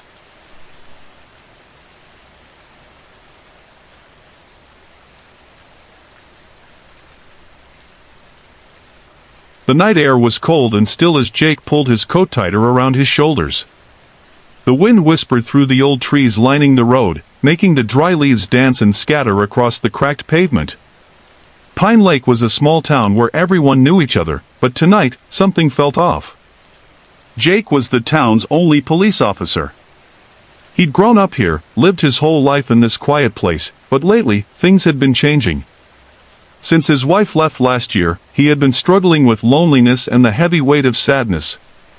Nights like this made him feel even more alone. He was driving his patrol car down Hollow Road, a stretch that led past an old, creaky farmhouse abandoned for years. The house had always been the center of strange stories. Kids said they saw shadowy figures in the windows. Some talked about hearing whispers when the wind blew just right. Jake never believed those stories. Ghost tales didn't scare him. But tonight, as the fog rolled in and the streetlights flickered, a chill ran down his spine. His radio crackled softly, breaking the quiet. All units, be advised. Report of strange noises near the old Whitman place on Hollow Road. Check it out if you're nearby. Jake sighed. Just another prank, he thought. But something made him slow down as he neared the farmhouse. The air smelled damp, with a faint hint of burning wood. He switched off the engine and stepped out. The porch groaned beneath his boots. The house was darker than usual, its broken windows like empty eyes watching him. His flashlight beam cut through the thick fog, landing on the rusted swing hanging from the porch ceiling. It swayed gently, creaking with the wind. Jake took a deep breath and pushed open the front door. It squealed, echoing in the empty house. Inside, the smell was musty and cold. Dust floated in the air. He called out softly, "Hello? Anyone here?" Only silence answered. He moved through the rooms, the wooden floorboards creaking underfoot. Suddenly, his phone buzzed in his pocket, a text message from an unknown number. "Don't trust what you see." He froze. Who could be texting him from here? His fingers trembled as he read the message again. Then, from upstairs, came the faint sound of footsteps. Jake's heart quickened. He grabbed his radio to call backup but found it dead, no signal. He climbed the stairs slowly, each step heavier than the last. At the top, the hallway stretched long and shadowed. The walls were lined with faded photographs of a family long gone. A door at the end of the hall stood slightly open. Jake pushed it wide and stepped inside. The room was cold, colder than outside. The window rattled as the wind picked up. On the desk lay an old music box, its lid slightly ajar. Jake reached out and lifted it. Soft music began to play, eerie and beautiful. Suddenly, the room seemed to shift. Shadows stretched and bent toward him, and the air grew thick with whispers he couldn't understand. Jake dropped the music box. The music stopped. He looked up, heart pounding, and saw a dark figure standing in the corner. No face, just a silhouette dressed in old-fashioned clothes. The figure moved closer, and Jake could feel a cold breath on his neck. He spun around and ran down the stairs, bursting through the front door into the foggy night. Back in his patrol car, Jake locked the doors and called for backup again. This time, the radio worked. As help arrived, Jake told his story, but no one saw the shadow or heard the whispers. The old farmhouse was searched, but nothing was found. Days later, Jake's phone buzzed again. Another message from the unknown number, "You can't hide from the past." Jake stared at the screen, wondering what that meant. Was it a warning? A threat? Or something else? Sometimes, on cold, foggy nights, Jake thinks about that shadowy figure and the music box's eerie tune. What do you think happened in that old house? Have you ever felt like something was watching you, just out of sight? The wind still whispers down Hollow Road, and the old Whitman farmhouse waits silently in the fog. Sorry to interrupt. If you're enjoying the story, let me know in the comments and tell me where you're watching from. Don't forget to like and subscribe for more.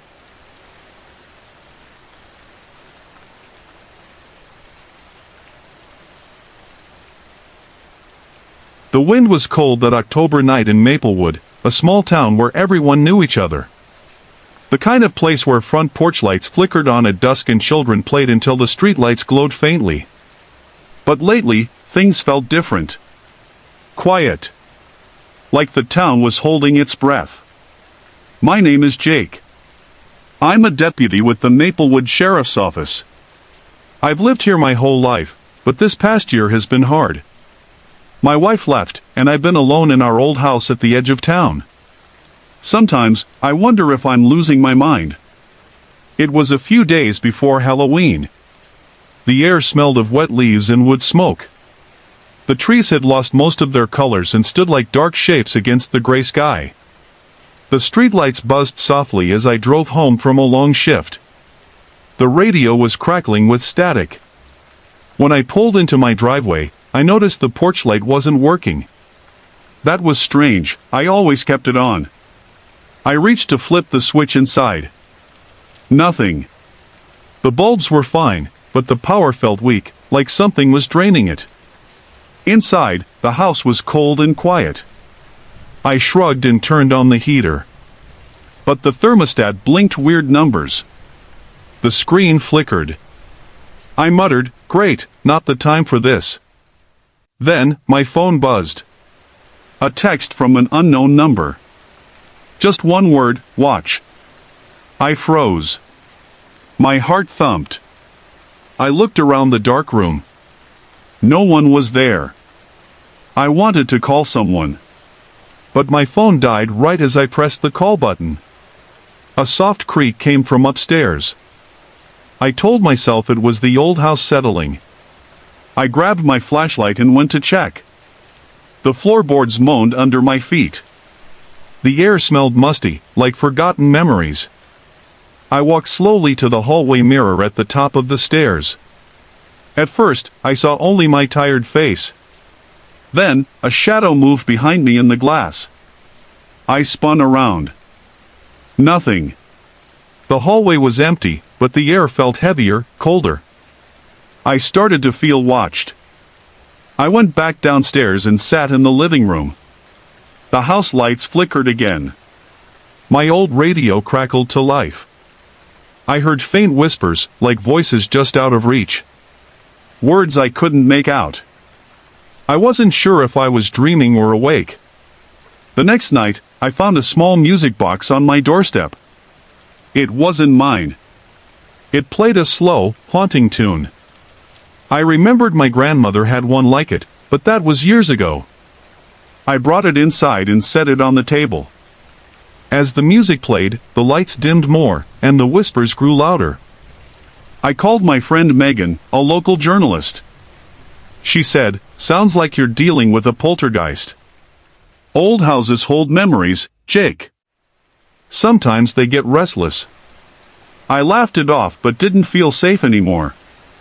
That night, the shadows moved more clearly. I saw figures at the window, watching. When I looked again, they were gone. I felt like the house itself was alive, breathing, waiting. One morning, I woke to find all the clocks stopped at 3:15 a.m. My phone turned on by itself and displayed a photo of my empty bed. I didn't sleep again that night. Days later, Megan came by. She told me about strange stories from town, people hearing voices, things moving on their own. Some said it was the old witch who was said to haunt the nearby woods. I wanted to believe it was just stories.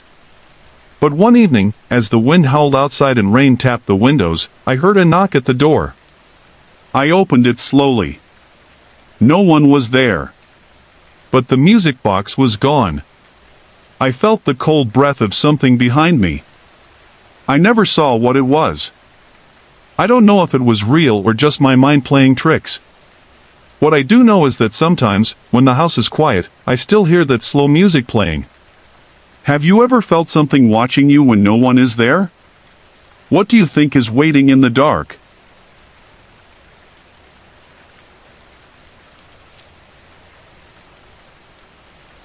The town of Maplewood was small and quiet. Nestled between thick forests and winding roads, it was the kind of place where everyone knew each other's names. But after the sun set, the streets took on a different feel, colder, darker, and full of shadows. Jake, a local police officer, had lived in Maplewood all his life. He was in his early 30s, with tired eyes from years on night patrol. Lately, Jake felt alone.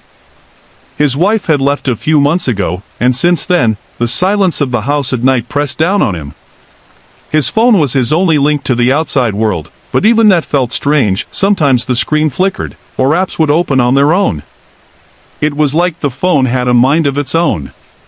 One chilly October evening, Jake was finishing his shift. The cold wind rattled the old wooden windows of the police station. Leaves skittered across the parking lot, swirling under the flickering streetlights. The air smelled faintly of damp earth and wood smoke from nearby chimneys. Jake pulled his coat tighter around him and stepped outside. As he walked home, the fog rolled in, softening the edges of the street lamps and making the familiar road feel unfamiliar. He heard footsteps behind him, slow, steady, but when he looked back, no one was there. At home, the creak of the wooden floorboards seemed louder than usual. Jake's small house was quiet except for the hum of his old laptop. He switched it on, hoping to distract himself. The screen glowed softly, but then the power flickered, and a strange message appeared: "You're not alone." Jake's heart jumped. He quickly closed the laptop, trying to shake off the feeling. Maybe it was a prank or a virus. But when he checked his phone, the same message was there, glowing on the lock screen. Days passed, and strange things kept happening. Shadows moved just outside his window, but when he looked, the street was empty. Doors he swore he locked were found open. His phone called numbers he didn't remember dialing. Jake's mind started to feel heavy, like a fog was settling in his head. One night, as a storm raged outside, Jake sat alone in his living room. The rain tapped against the windows like ghostly fingers. The power went out, plunging the house into darkness.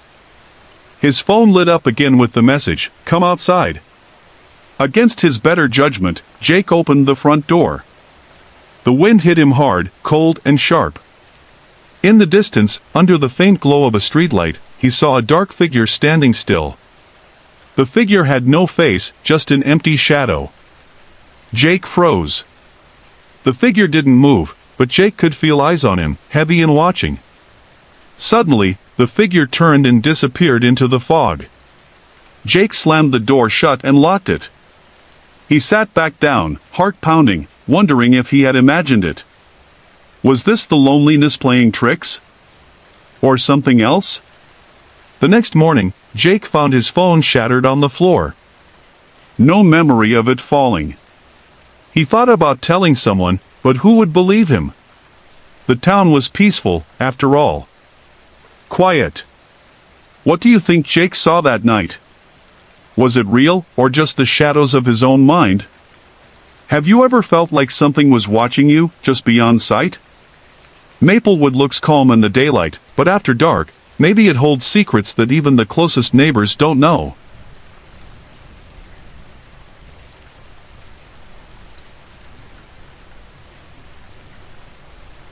My name is Jake. I'm a police officer in a small town called Maplewood. It's the kind of place where everyone knows each other, and life moves slow. I've lived here all my life. Lately, though, things have felt different. Strange. Hard to explain. It all started in early October. The nights were colder, with sharp winds that rattled the old wooden houses. Maplewood was covered in fog most mornings. Streetlights flickered like they were losing their fight against the darkness. I worked late one night, just after Halloween. The town was quiet, but I kept thinking about the calls I had been getting lately. People were saying their phones were acting weird. Screens flickering on their own, voices coming through calls when no one was there, messages appearing that no one sent. At first, I thought it was just glitches. Old phones, bad reception. But then I started noticing it myself. One night, after my shift, I was home alone.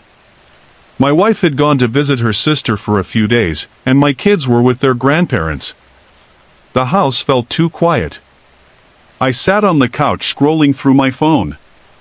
Suddenly, the screen blinked and went black. Then, a message appeared. Just one word. Leave. I froze.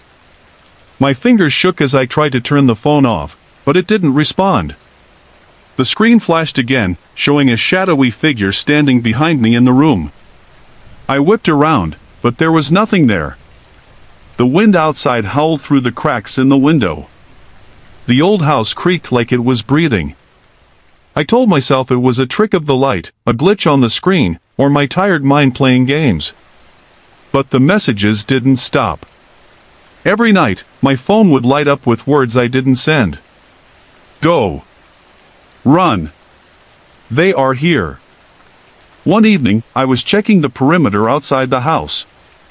The fog was thick, swirling around the trees like it had a life of its own. The smell of wet leaves and damp earth filled the air. The streetlight near the porch flickered and then went out, plunging me into darkness. I heard a soft whisper, like someone calling my name. I spun around, but there was nothing. The next day, I talked to my partner, Chris. He said other officers had noticed weird things too, radios cutting out, strange sounds on patrol. I started to wonder if this was more than just a technical problem. Something was wrong in Maplewood. One night, I couldn't sleep. The wind was louder than usual. I looked out the window and saw a figure standing under the streetlight at the end of the road. It was dark, tall, but no details. Just a shadow.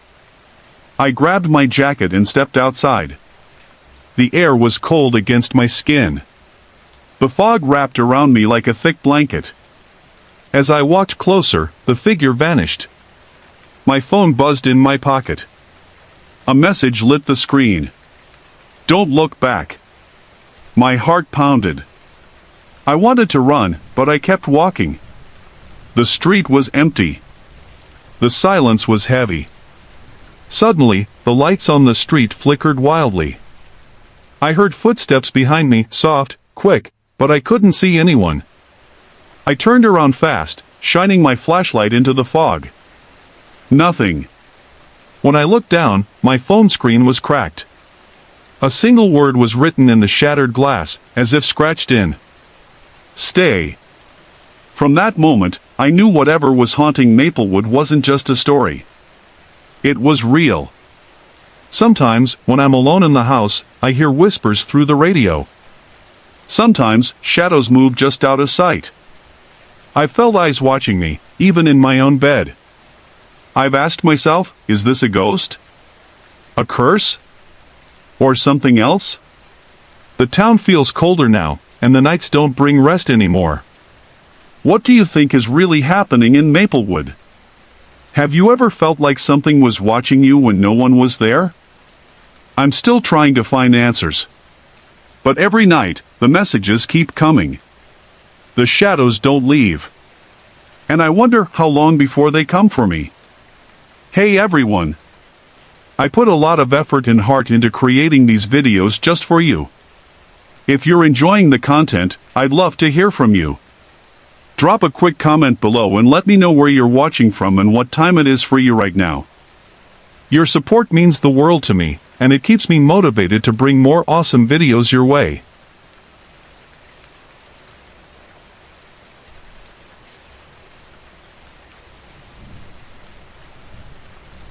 The town of Maple Ridge was small and quiet. Most people knew each other by name. The streets were lined with old wooden houses that creaked when the wind blew. October nights were getting colder now, with dry leaves rustling and streetlights flickering like they might go out any moment. Jake was a local police officer. He had lived in Maple Ridge his whole life. But lately, things felt different. Jake was still getting used to being alone. His wife had passed away a few months ago, and the house felt empty without her. The silence was heavy. One chilly evening, Jake was on patrol. The fog rolled in thick and slow, swallowing the edges of the road. His cruiser's headlights barely cut through the gray mist. The radio crackled softly, but there were no calls. Just the quiet hum of the engine and the occasional distant bark of a dog. As Jake drove past the old Miller farmhouse, something caught his eye. A faint light flickered inside the dark windows, though everyone said the place had been empty for years. The house was covered in peeling paint, and the porch sagged under the weight of time. Jake felt a shiver run down his spine. He turned off the radio and stopped the car nearby. The air smelled damp and cold, with a hint of something burnt, like wood or old paper. He stepped out, boots crunching on the gravel driveway. The wind whispered through the bare branches overhead. Jake's breath made little clouds in front of him. Inside the house, the light was gone. He reached for his flashlight and opened the creaking front door. The wood groaned as if warning him not to enter. The inside smelled musty, like forgotten memories. Dust floated in the beam of his flashlight. The floorboards moaned under his feet. Suddenly, he heard a soft tapping upstairs, like fingers drumming on wood. Jake's heart beat faster. He called out, "Hello? Is someone there?" No answer. The tapping stopped. He climbed the stairs slowly. Each step creaked loudly. At the end of the hallway was a door slightly ajar. The light flickered behind it. Jake pushed it open. The room was empty except for an old music box on the floor. It was playing a faint, eerie tune, though no one was around. Jake picked it up. The metal was cold and worn. He felt a strange sadness wash over him. Suddenly, the room grew colder. The shadows seemed to stretch and twist, moving just beyond the edge of the light.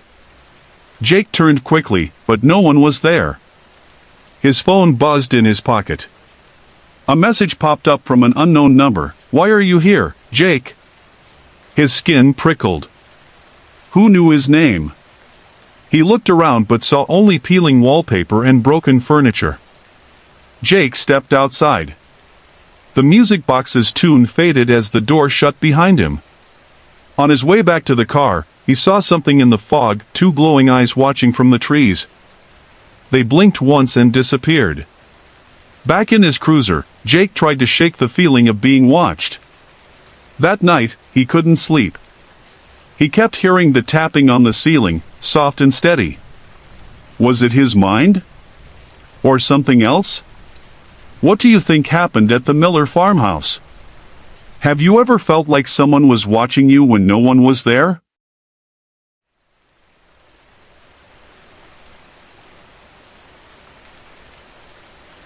I'm Jake, and I live in a small town called Maplewood. It's the kind of place where everyone knows each other. Quiet streets, old houses, and lots of trees. I work as a part-time police officer. Life here is simple, but lately, things have felt off. About 6 months ago, my wife Megan left. She said she needed space. The house felt empty after she left. My 2 kids, Lily and Max, stayed with me. They're young, 7 and 9. It was hard on all of us. One cold October evening, the wind howled outside like it wanted to get in. The old wooden house creaked in the breeze. The street lights flickered, casting shadows on the foggy road. It was Halloween week, and the air smelled like wet leaves and wood smoke. That night, I was checking messages on my phone, scrolling through social media. The screen suddenly glitched and flickered. Then, a strange photo popped up in my gallery. I hadn't taken it. It was a blurry black and white picture of a dark figure standing near the edge of the forest behind our house. I showed the photo to Lily and Max. they said they hadn't seen anyone there. I tried to ignore it, thinking it was a glitch or a prank. Days later, the house started acting weird. Doors would creak open by themselves. Lights flickered even when the power was fine. One night, I heard whispers coming from the basement. I didn't want to go down there alone. One afternoon, Lily told me she saw a shadow figure near her bedroom window. She described a tall shape with no face, standing very still. I told her it was probably just a tree or her imagination. But I couldn't shake the feeling that something was watching us. I started feeling anxious. My phone kept glitching. Calls dropped. Weird messages appeared in my texts, random numbers, strange words. Sometimes, late at night, I heard footsteps in the hallway, but when I checked, no one was there. One stormy evening, I was sitting alone in the living room when the TV turned on by itself. Static filled the screen. Then, a faint face appeared, pale, eyes dark and empty. It vanished as fast as it came. I grabbed the remote to turn off the TV, but it wouldn't respond. The house felt colder. The shadows seemed to stretch longer. I could hear soft tapping on the walls, like fingers drumming a slow rhythm. I started setting up cameras to record. When I checked the footage, I saw a blurry shadow moving across rooms, disappearing into walls. The videos gave me chills. One night, Max woke me up, scared. He said he saw someone standing at the foot of his bed. I comforted him, telling him it was a bad dream, but inside, I wasn't so sure. The more this happened, the harder it got to sleep. I felt watched, like the house had secrets it didn't want me to know. One morning, I found my phone dead. When I charged it, all my photos and messages were gone except one picture. It was a close-up of a pale hand pressed against a foggy window. I didn't recognize it. I began to wonder, was this some kind of curse? Or maybe the house itself was haunted. I asked around town, but no one believed me. They said small towns always have old stories, but nothing real. Still, I felt trapped. One night, the basement door slammed shut behind me when I went to check the furnace. I was stuck in the dark, cold room, and the whispers grew louder. I swear I saw glowing eyes in the corner. I screamed for help, and the door finally opened. After that, I decided to leave Maplewood for a while. We packed our things and moved in with my sister. Sometimes, when I look back, I wonder, was it just my mind playing tricks? Or was something real watching us in that old house? Have you ever felt a cold breath when no one was there? Seen a shadow move just out of sight? What do you think was hiding in our home? Would you stay or run?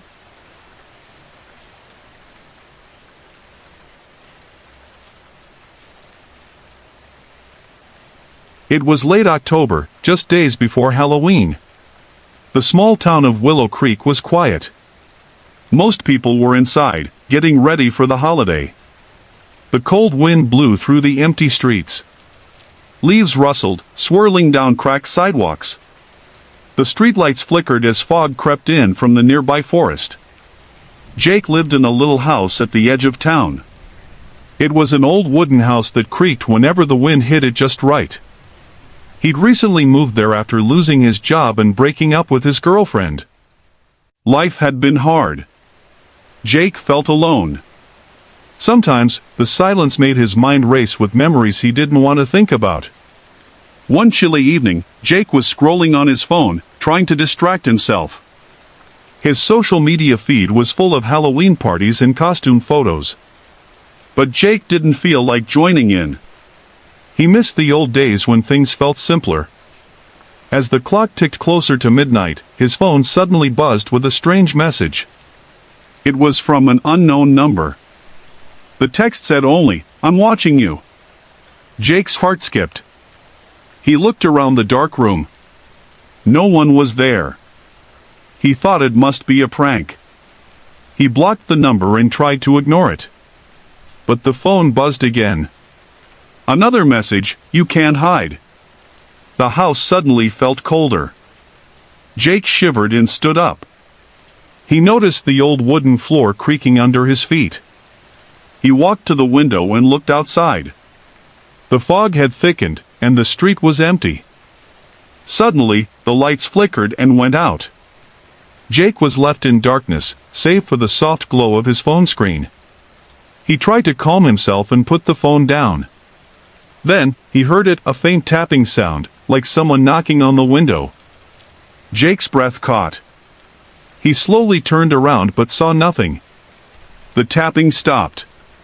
Trying to convince himself it was just his imagination, Jake sat back down. But then, the tapping started again, this time on the front door. He held his breath and crept to the door. Outside, the fog swirled and the wind whispered through the trees. No one was there. Jake locked the door and returned to the living room. His phone buzzed one last time. Look outside. He hesitated, then pulled back the curtain. The street was empty, except for a shadow standing under the flickering streetlight. It was tall and thin, its shape barely human. The shadow didn't move. Jake blinked, and when he looked again, it was gone. Suddenly, the old radio on the shelf crackled to life. Static hissed before soft music played, a lullaby Jake hadn't heard since he was a child. The melody filled the room. Jake felt a chill run down his spine. He tried to turn the radio off, but it wouldn't stop. The shadows in the corners of the room seemed to stretch and twist. Jake's mind raced with memories of stories his grandmother told him about shadow people who watched from the darkness, waiting for their moment. He grabbed his phone and dialed his best friend Megan. "Megan, something's wrong," Jake whispered. "What is it?" she asked, sounding worried. "There's something here. I don't know what it is." Megan told him to stay calm and try to get some sleep. Jake tried. He closed his eyes, but the lullaby kept playing softly in the back of his mind. He imagined the shadow standing silently, waiting. Morning came slowly. Jake opened his eyes and found the radio silent. The sun's weak light filtered through the curtains. He looked outside. The fog was gone. Everything seemed normal. But Jake knew the shadow had been there, waiting. He never told Megan about the messages on his phone. Have you ever felt like something was watching you, even when no one was there? What do you think that shadow wanted? Sometimes, the quiet holds more than just silence. The town of Maplewood was small and quiet. It sat deep in the woods of northern Vermont.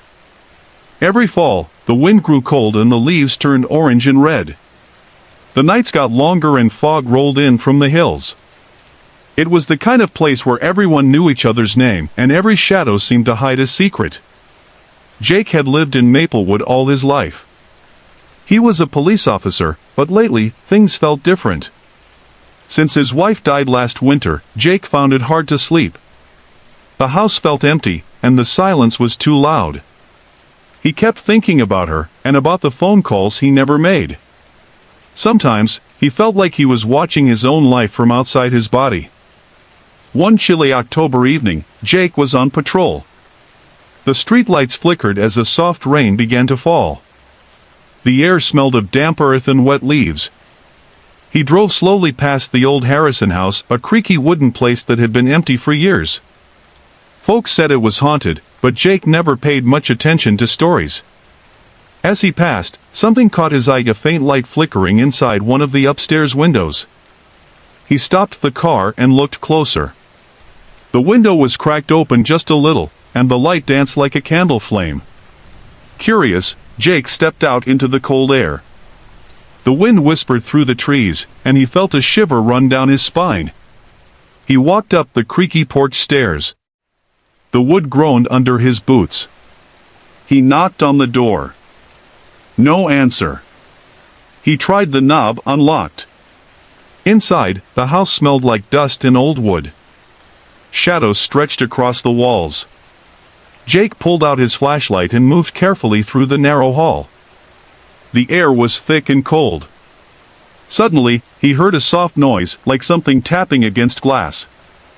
He followed the sound to the parlor. There, on a small table, sat an old radio. The dial spun slowly on its own, crackling faint static. The radio was playing a soft melody, a song Jake didn't recognize. He reached out to turn it off, but the room suddenly grew colder. The windows rattled as a gust of wind blew through. Jake's breath came out in short puffs. Then he saw it, a shadow standing just beyond the doorway. It was tall and thin, with no clear shape or face. It didn't move like a person, more like a dark stain on the wall. Jake froze. "Hello," he said quietly. The shadow didn't answer. He blinked, and it was gone. Jake's heart raced. He wanted to leave, but something kept him there. He looked around the room and saw a dusty music box on the mantel. It was open, and the tiny ballerina spun slowly, playing a haunting tune. He picked up the box. The music stopped. Suddenly, the door slammed shut behind him. The room plunged into darkness. Jake fumbled for his flashlight, but it flickered and died. He was trapped in the silence, except for a faint whisper, a voice calling his name. "Jake!" The voice was soft and distant, like it was coming from far away, but right next to his ear. He backed into a corner, trying to steady his breathing. The cold pressed in on him. Then the radio crackled back to life. The song resumed, but this time it sounded distorted, broken and eerie. Jake closed his eyes and whispered, "Who's there?" The whisper came again. "Why did you leave me?" The voice sent a chill through his body. It sounded like a woman, scared, sad, and angry all at once. Jake's mind flashed back to his wife. The fights, the regrets, the silence that grew between them before she was gone. He sank to the floor, holding the music box tightly. Outside, the rain stopped. The wind faded. After a long moment, the door creaked open slowly. Jake stood up and stepped outside. The night air was cold but clear. He looked back at the house. The window was dark now, no flicker of light. As he walked to his car, he wondered, had it been real? Or just his grief playing tricks? What do you think happened inside that old house? Have you ever felt a presence that wasn't there? Sometimes, the past stays with us in ways we can't explain.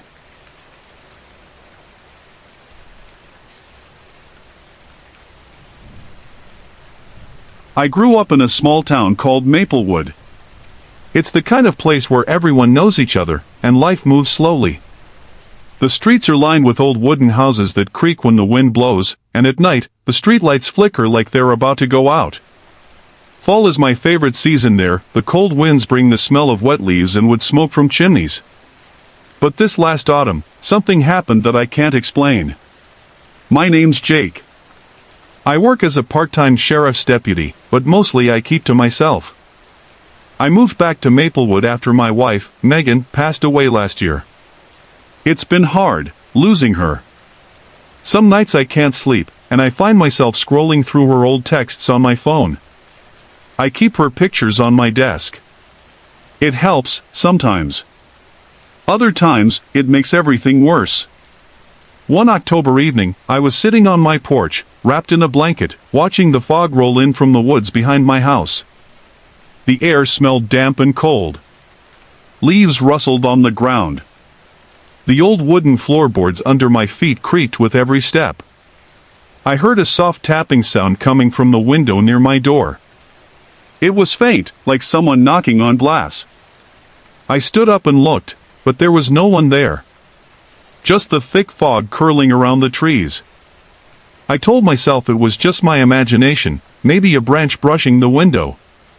But then, my phone buzzed. I looked down. A message popped up from an unknown number. It read, "I see you." My heart skipped a beat. I looked around the empty street, but no one was there. I tried to call Megan, but she wasn't answering. Of course, she wasn't.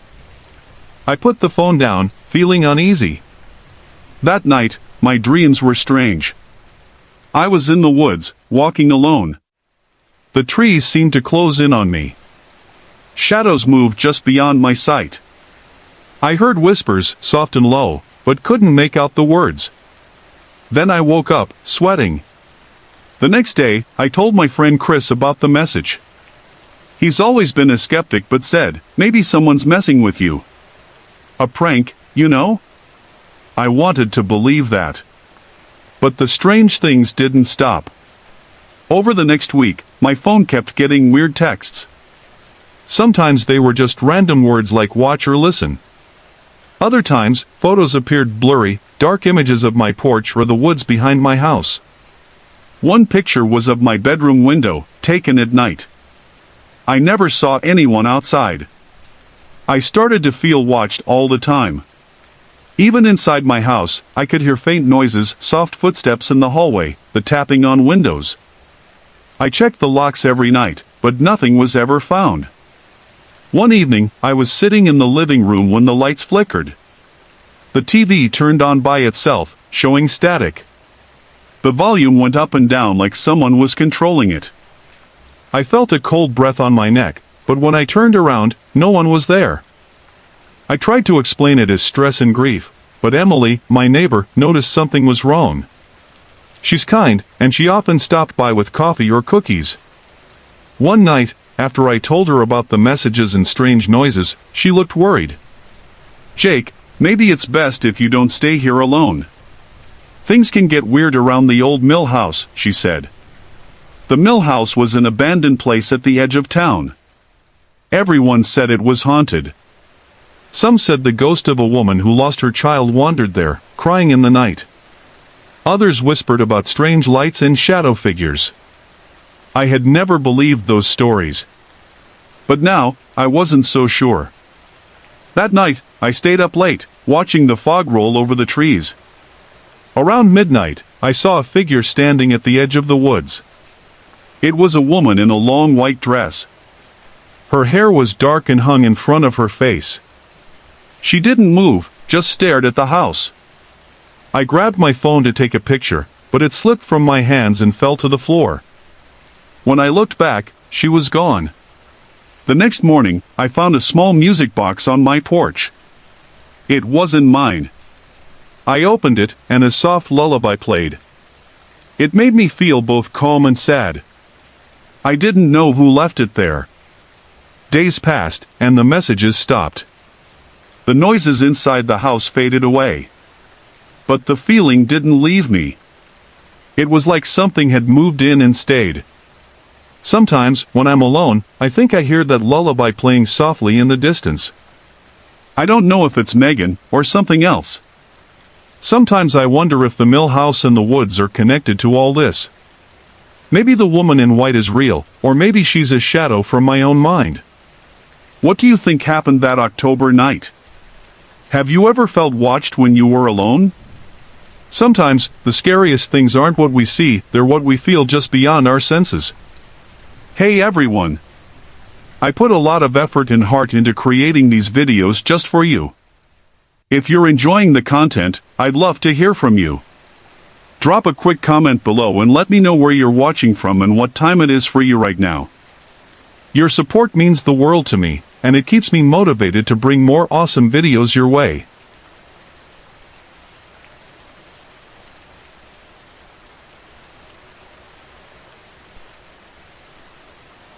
I was one of those kids who didn't scare easy. I think I was around 7 or 8 when this happened. My older brother, Ryan, and I were raised by our mom in a rough little town called Pine Hollow, just outside of Missouri. Our dad walked out on us when I was still in diapers. Mom worked 2 jobs just to keep the lights on. She was hardly home, especially at night, so our grandma Lucy would often come stay over when Mom worked the night shift. Ryan is 2 years younger than me, but somehow we both had our own rooms. Our house was small, just a 1-story place with creaky floors and a crooked mailbox out front. It wasn't much, but it was ours. The neighborhood wasn't exactly Mayberry. The street lights flickered, and sometimes you'd hear dogs barking at nothing deep into the night. But to me, it was just home. This happened on what I think was a Saturday night. I can't recall the exact date, but I remember Grandma was in the living room watching an old black and white movie, and I was sitting at my Lego table in front of the TV making all kinds of noise. She kept shushing me, saying, "Daniel, keep it down, your brother's asleep." My bedtime was usually 9:30, and based on how tired I was, it had to be close to that time. If it was a school night, I would have already been in bed. Our house had a really simple layout: an open living room that bled into the kitchen and dining area, and then a hallway that led to the bedrooms and one bathroom. Grandma always slept in Mom's room when she stayed over. Mine was the middle room, Ryan's was closest to the front, and Mom's room was at the end of the hall. That night, as usual, Grandma told me good night, did her little bathroom routine, and then went off to bed. I wasn't scared of the dark or anything like that. My mom used to say I was brave, too brave for my own good. But that night, something felt off. I woke up in the middle of the night, which was rare for me. I was always the kind of kid who could sleep through a thunderstorm. But this time, something had pulled me out of my dreams. I heard the floorboards creaking. In that house, you could always tell when someone was walking down the hall. The wood gave away every step. I figured Grandma was headed to the bathroom. But the creaking didn't stop, it started pacing. Back and forth. Then came a soft, almost scratchy whispering. Still groggy, I got up and went to the door. I pressed my ear against it. The whispers weren't coming from the bathroom. It sounded like someone talking to themselves, just low enough to make your skin crawl. I cracked open the door. And that's when I saw her. There was a tall, skinny woman standing in the hallway. Her back was to me. She was completely naked, with stringy dark hair hanging down her shoulders, and her face buried between her arms as she leaned against the wall. She was whispering something over and over again. I stood there, frozen. Then she turned her head fast, too fast, and locked eyes with me. Her face was pale, her eyes wild. I screamed. I slammed my door shut and locked it just as she started pounding on it. She was yelling, screaming, actually, over and over again, "Jeremy! Jeremy, open the door!" I kept screaming for Grandma. From the hallway, I heard her yell back, furious and unafraid, "Get the hell out of my house!" The woman shrieked, "Where's Jeremy?" I have no idea how my grandma managed to handle what happened next, but somehow, she did. Even in her mid-60s, Grandma Lucy didn't play around. She was tough, Missouri tough. She grabbed the cordless phone, called the cops, and yelled for me and Ryan to stay in our rooms. Eventually, she scared the woman off. We could hear her running out the front door, still screaming for someone named Jeremy. After Grandma locked every bolt and deadlock in the house, she came to check on us. Ryan had woken up too. We huddled together in my room until the police arrived. They searched the neighborhood but didn't find her. Probably some drugged-out woman who wandered in through an unlocked door. Grandma admitted later she must have forgotten to bolt the back. That night changed everything for me. I couldn't sleep alone for a long time. I kept thinking about her face, the way she turned, the way she screamed that name. Not long after, Mom decided it was time to leave Pine Hollow. We packed up and moved to a new town by the end of that month. But sometimes, when it's really quiet, and the floor creaks just right, I still hear that whisper. Jeremy. Have you ever seen something you just can't explain?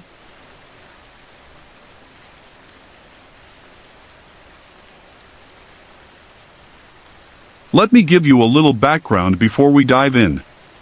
When I was 19, life was simple. I had just graduated high school the year before, and like most kids my age, I was still figuring things out. One thing I did know, though, I was obsessed with horror. Movies, haunted houses, scary video games. I loved it all. The jump scares, the thrill, the tension. None of it ever scared me. Not even a little. And honestly, that confidence became my thing. It made me seem brave, even cool, especially around girls I liked. I treated it almost like a superpower. My buddy Tyler used to say that one day, something would finally break through my fear shield. I'd laugh it off. He told me once about this thing called sleep paralysis. Said it was like your mind was awake but your body couldn't move and you'd see these terrifying things, like shadows sitting on your chest or whispering in your ear. I couldn't relate. My friend Emily, though, she dealt with it all the time. Her episodes were intense. She explained how her dreams would morph into these hyper-real experiences, depending on sounds or light in the room. Sometimes they were beautiful and vivid. But other times, they were like being trapped in a nightmare you couldn't escape from. I never gave it much thought. I was a light sleeper and never remembered my dreams anyway. I figured I was immune. One night in late October, Emily texted me out of nowhere. Said she'd had another one of those dreams and asked if I could come over. I didn't hesitate. I drove over to her place just outside of Maple Hollow, our quiet little town in the hills of North Carolina. When I got there, I found her lying in bed, eyes closed, breathing slow. She looked peaceful. I didn't want to wake her, so I just sat down on the little stool next to her vanity, by the bedroom window. I opened a puzzle game on my phone and zoned out. Maybe 30 minutes went by. I figured she was fine, probably just needed rest. I planned to text her and let her know I came by like she asked. But then, she screamed. Not a regular scream. Not startled or annoyed. This was different. It was choked, like her voice got stuck in her throat. I jumped up and ran to her side. Her eyes were wide open, like she was awake but not really there.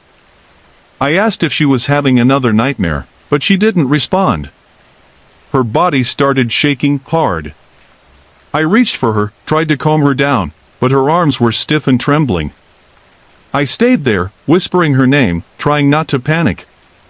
After about 30 seconds, she blinked a few times and finally came back. Her breathing slowed, her hands unclenched. She said she was okay. She didn't say much else. I figured it was just another one of her episodes, and since it was almost 1 in the morning, I headed home. As soon as I walked through my front door, I got a text from Emily. The hallucinations won't stop. I froze. I texted back right away, asking what she meant. But, nothing. No reply. I waited. 15 minutes. Then 30. Something felt wrong.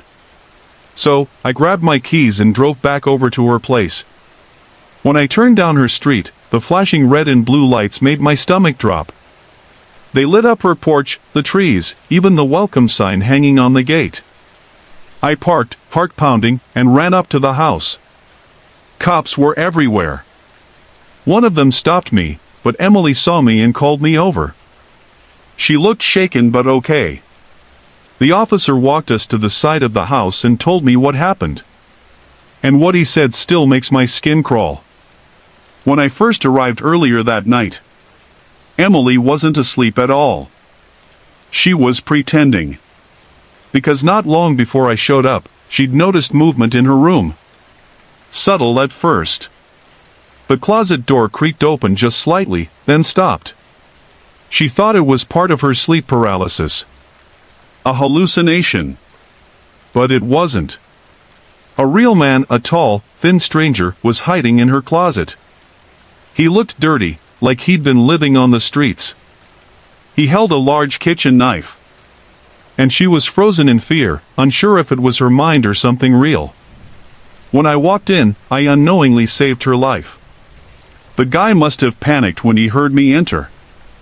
He stayed hidden while I sat there, playing a game just feet away from him. Emily used those minutes to send a silent emergency text to 911. She couldn't move or speak while I was there, terrified that if she said the wrong thing, it might provoke him.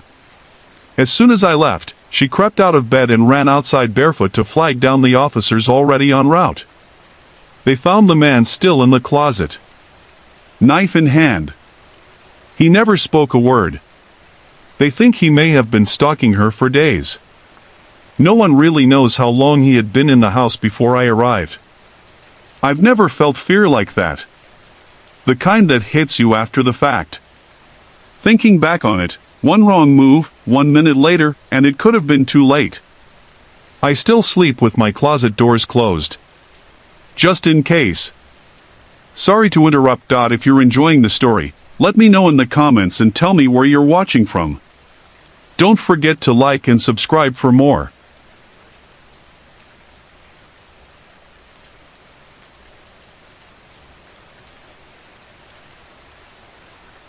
Have you ever had a night where something just didn't feel right? Let me tell you about mine. It happened about 10 years ago, back when I moved into my first apartment, this time in Silver Springs, Ohio, a quiet college town near a big state university. It was a cozy 3-bedroom unit in a converted Victorian house on a tree-lined street, real charming on the outside, but the kind of old house where the floors creaked when you breathed too hard. I shared it with 2 roommates, Jason, a longtime buddy of mine, and Chris, one of Jason's friends from school who I'd never met before. Turned out we all got along great. About a month after we moved in, I went out one Friday night to grab drinks with some friends at a bar closer to downtown. The place was about a 10-minute drive from our apartment. It was one of those nights that started off slow but ended with too many shots and half a pizza in my hand as I stumbled into a cab around 1 a.m. By the time I got home, I noticed Jason's bedroom door was open, which usually meant he was crashing at his girlfriend's place. Chris's door was shut, and the soft flicker of his TV lit the floor underneath. Everything seemed normal. I shuffled to my room, threw on some late-night TV, and let myself sink into bed. That's when I heard the doorbell. It rang once. Then again. I groaned and checked the time. It was 1:30 in the morning. Now, here's something important to know. Chris sold a little weed on the side to make extra money. It wasn't uncommon for someone to stop by real late, usually a college kid desperate for a last-minute pick-me-up. So, my first thought was that Chris must have passed out and forgot to buzz someone in. I walked over to the intercom and asked, "Yeah? Who is it?" A girl's voice replied, soft and casual, "It's Emma. I'm here to see Chris." It wasn't a name I recognized, but again, he had plenty of people swing by, and sometimes random girls too. So I buzzed her in. Our front door had a tall window panel next to it, and when I glanced down the staircase, I saw a girl standing there. She looked about college-age, blonde, slim, wearing glasses and a cardigan. She looked like someone who just left a study group. Something about her felt off, though. I don't know why. Maybe it was how still she was, just standing there. But I brushed it off. I cracked the door open, and she said again, "Hi, I'm here to see Chris." I nodded.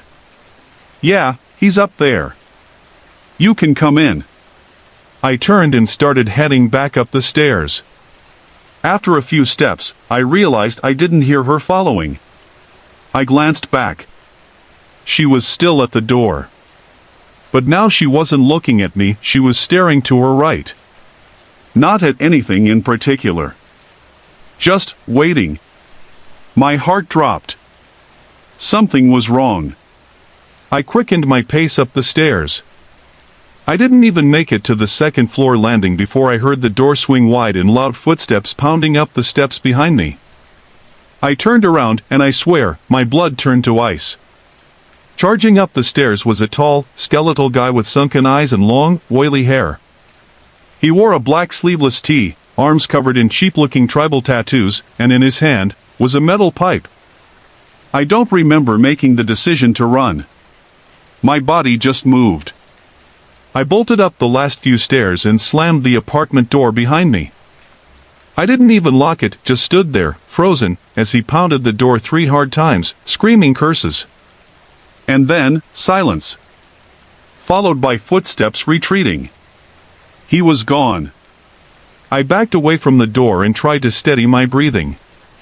Chris came out of his room, confused. I told him everything, and his face went pale. Then he told me something that made my stomach turn. A few minutes before I came in, someone buzzed our apartment. He hadn't looked, hadn't asked. Just heard the girl say her name Emma and figured she was one of my friends, so he buzzed her in. She came up, knocked, and he let her in. But Chris said something felt off about her too. She seemed lost, kept saying she was looking for someone named Tim. When Chris said no one by that name lived here, she lingered near the door, glancing over her shoulder and subtly keeping the door cracked open behind her. Then she left. Just like that. Our theory? They came earlier in the night hoping to sneak in behind someone. But the girl must have messed up, maybe the front door closed before her partner could get in.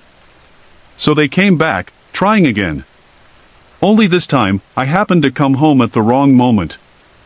We called the police. Gave them the description. Told them everything. But it didn't matter. No names. No plates. No solid leads. Just a blonde girl named Emma who vanished into the night, and the guy with the pipe who could have ended my life if I'd paused on the stairs. We never saw them again. But to this day, I still check behind me when I walk into my building late at night. And I never, ever open the door without looking first.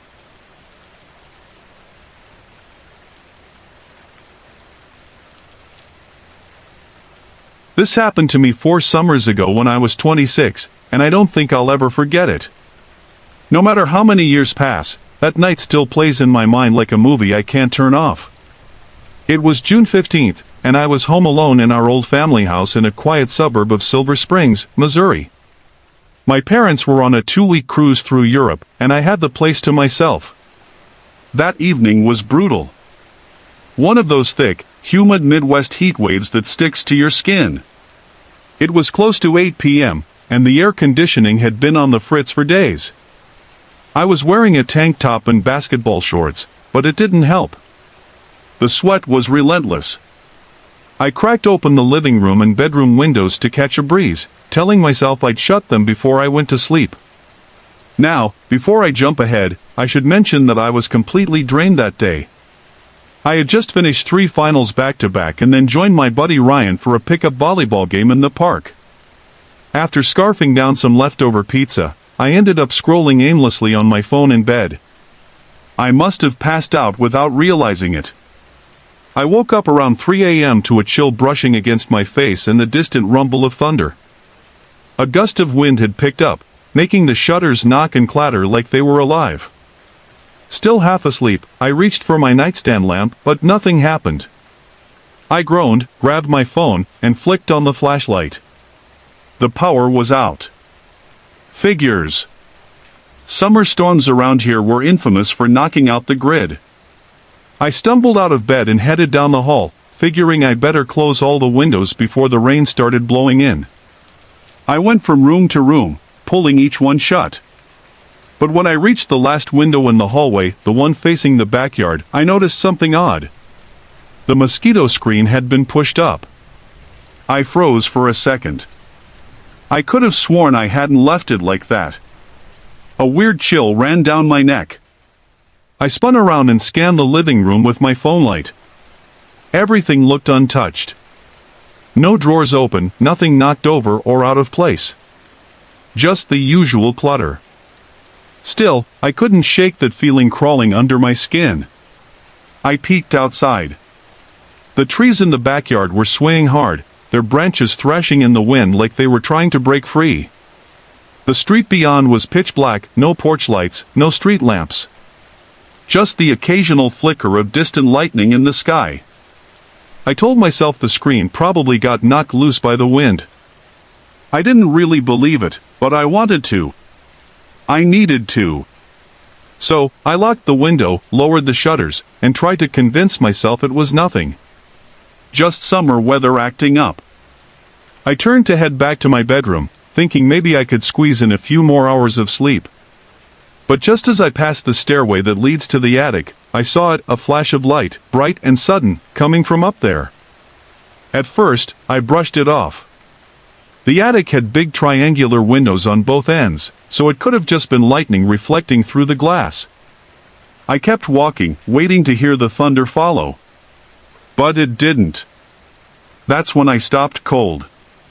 That flash had been too sharp, too focused. Not the kind that spreads through clouds, it looked directed. Like a flashlight. My stomach twisted. And then it all clicked. The open screen. The weird feeling in the air. That flash of light. It wasn't the storm.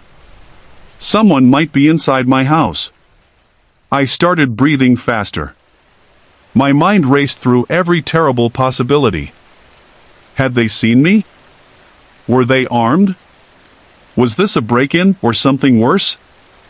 I reached for my phone to call my dad out of habit, but then I remembered they were halfway across the world. Whatever was happening, I was on my own. While those sickening thoughts were circling through my head, the distinct click of a doorknob being jiggled broke me out of my frozen trance. I whipped my head toward the entryway to the living room, and through the frosted glass panels on the front door, I saw a shadowy figure just inches from the threshold. Someone was standing there. Probably a partner of the guy I'd heard upstairs. I can't even put into words how completely helpless I felt. But even drowning in fear, I somehow managed to stay composed. Moving as quietly as I could, I crept toward the basement stairs. The basement connected directly to our garage, and if I was lucky, I could sneak out through the side door. I turned the flashlight on my phone back on and carefully started down the steps, each one creaking like it was screaming. While descending, I dialed 911. I whispered, barely audible, and told the operator what was happening. He tried to calm me down, promised the police were on their way less than 10 minutes out. He told me to find a safe place, lock the door, and wait until help arrived. I was just about to tell him I could probably make it out through the garage when the call dropped. I stared at my phone screen, no signal. And to make it worse, the battery warning popped up. 5% left. I fought the rising panic and reached the bottom of the stairs. I thought about rummaging through the storage shelf for Dad's old flashlight, but I was so close to escaping, I didn't want to waste even a second. For all I knew, the intruders had heard me. So I bolted. I didn't care about the noise anymore. I rushed toward the garage door, but something in my gut twisted, like I was being watched. I paused. I can't explain why. Maybe it was instinct, maybe it was something else, but I turned around and raised my phone, aiming the light toward my car's back seat. And there he was. A man's face was pressed against the inside of the driver's side window, right behind the mirror. His eyes were wide and lifeless, bugged out like they were too big for their sockets. His grin was stretched across his face in a warped, yellow-toothed smile that looked more animal than human. He didn't blink. He just stared. And then, he lifted his filthy hand and ran it slowly along the inside of the glass. A wave. Like he was saying hello. My phone died. The flashlight snapped off. And I was swallowed by darkness. My chest felt like it caved in. I stood there, shaking so hard I could barely breathe. Then I heard it. The metallic click of a car door unlatching. That was it. I screamed. I screamed like a terrified kid. I don't even remember how, but I somehow managed to fling the garage door open and sprint up the driveway. It was pouring rain by then, but I didn't care. I ran across the front lawn, leapt the fence, and pounded on the neighbor's front door like my life depended on it. They came out, stunned, trying to make sense of the drenched, panicked mess standing on their porch. I was sobbing, breathless, barely able to get the words out. But I told them 3 people were inside my house. The sound of sirens reached us moments later. 2 squad cars pulled up fast. I ran straight into the arms of one of the officers. 4 of them stormed inside, weapons drawn. Another officer stayed with me, trying to keep me calm as I told him everything. But the house was empty. Those men had vanished. And as far as I know, they've never been caught.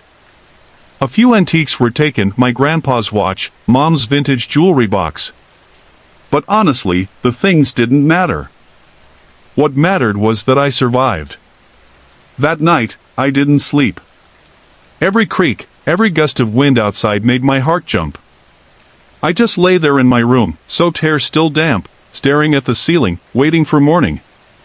And then, something else happened. When the sun finally rose, I noticed a tiny slip of paper peeking out from under my pillow. I pulled it out with shaking hands. It read, "Bye-bye, beauty. You look cute when you sleep."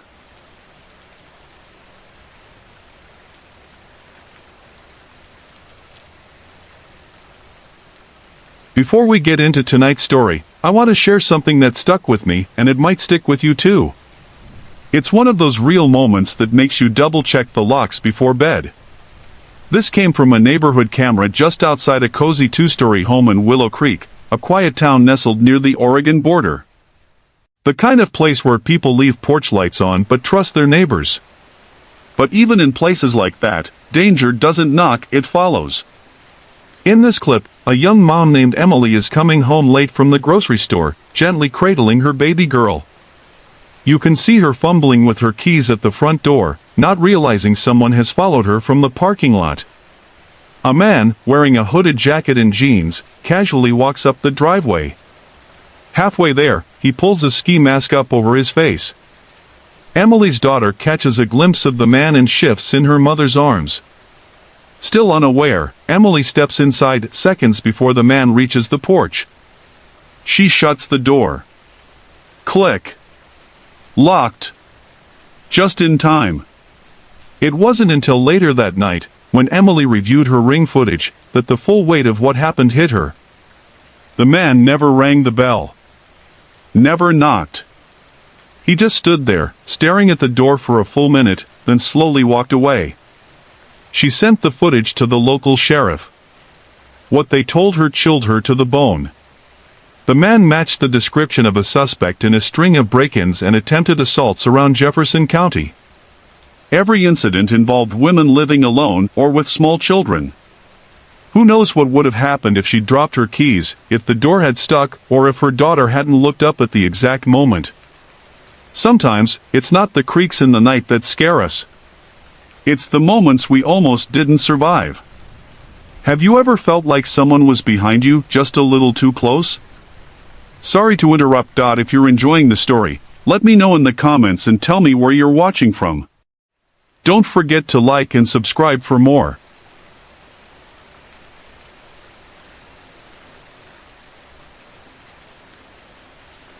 You might think stuff like this barely happens. But here's another chilling moment caught on a Ring camera that proves otherwise. A young woman, probably a college student, pulls into the driveway of her small rental home in a quiet neighborhood just outside of Silver Springs. She walks up the front steps, keys in hand, and slips inside. Less than 5 seconds later, 2 tall men step onto her front porch. The man in front goes straight for the doorknob, no hesitation.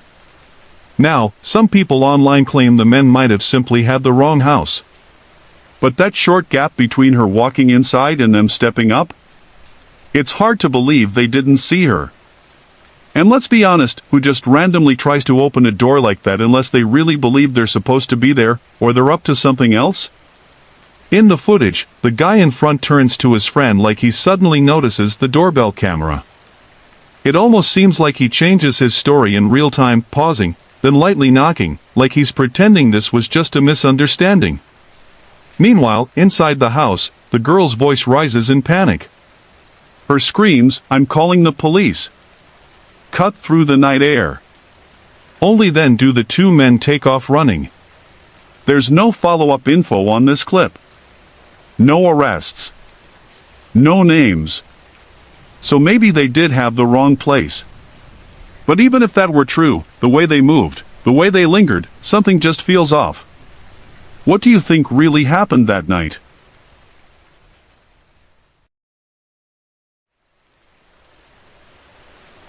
This next video leaves little room for confusion, it's clear and chilling. In the early hours of October 16th, in a quiet suburb just outside Pine Lake, Oregon, a couple was seen arriving home after a late night out. The man walks ahead and begins unlocking the front door. Just a few steps behind, his wife pauses, her head turning fast as she sees someone sprinting toward them. He's holding a gun. Without a second's hesitation, she darts inside the house and slams the door shut behind her, locking it. The would-be attacker then spots their doorbell camera and begins smashing it with his weapon. Over and over. The footage cuts out as the lens cracks, but not before a second man briefly steps into frame, confirming the couple was being followed. Earlier that night, the couple had spent time at a local casino. The wife believes these men followed them home, assuming they'd hit a lucky streak and were carrying cash. Thankfully, both made it inside safely. The suspect with the firearm was later identified by police as 18-year-old Devin Harris. He was arrested on October 26 and charged with multiple felonies, including first-degree burglary. He pleaded not guilty. Have you ever felt like someone might have followed you home?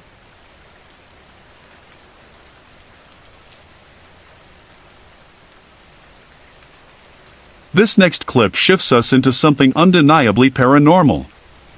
It was captured on an indoor Ring security camera belonging to a guy named Logan Pierce, a TikToker from Maple Hollow, a quiet little town in upstate New York. That night, Logan had fallen asleep on the living room couch with the TV humming softly in the background.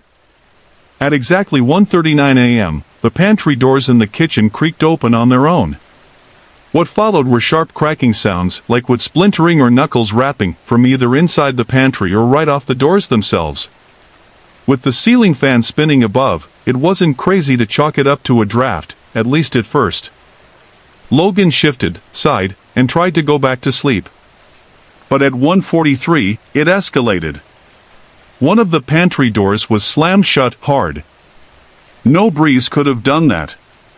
Whatever it was, Logan didn't stick around to find out. Odds are, he moved straight to his bedroom after that.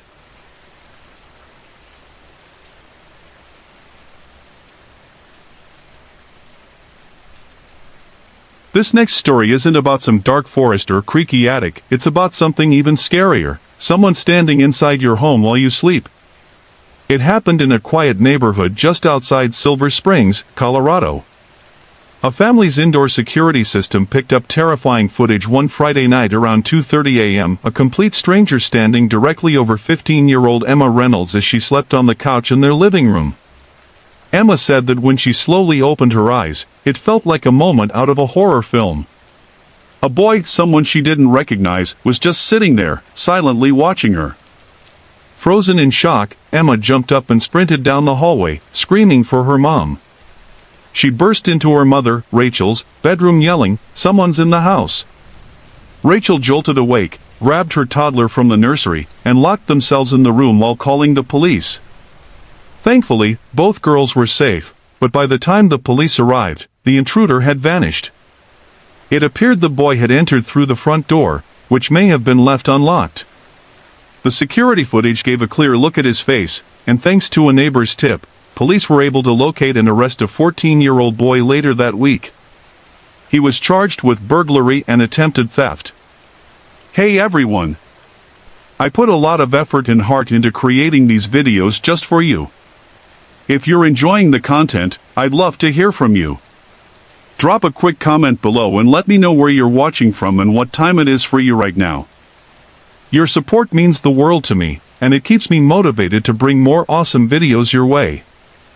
Last October in Pine Lake, Emily, a graphic designer coping with a recent divorce, posted about a phantom-like figure lurking on her front stoop every night for weeks. She shared clips from her smart doorbell camera showing the tall shadow person, clad in a worn trench coat and fedora, standing motionless under the porch light. Sometimes he whispered into the camera, but all she heard was low, indecipherable murmurs. After her calls to local police went unanswered, Emily took to social media. A few days later, she updated her post. When her brother, Michael, and a close friend confronted the stranger, he vanished into the misty asphalt and never returned. The online reaction forced the apartment's night guard to patrol more often, and Emily woke to peace for the first time in a month. No one knows if the figure was human or something darker drawn to her lonely nights. What do you think walked away that evening?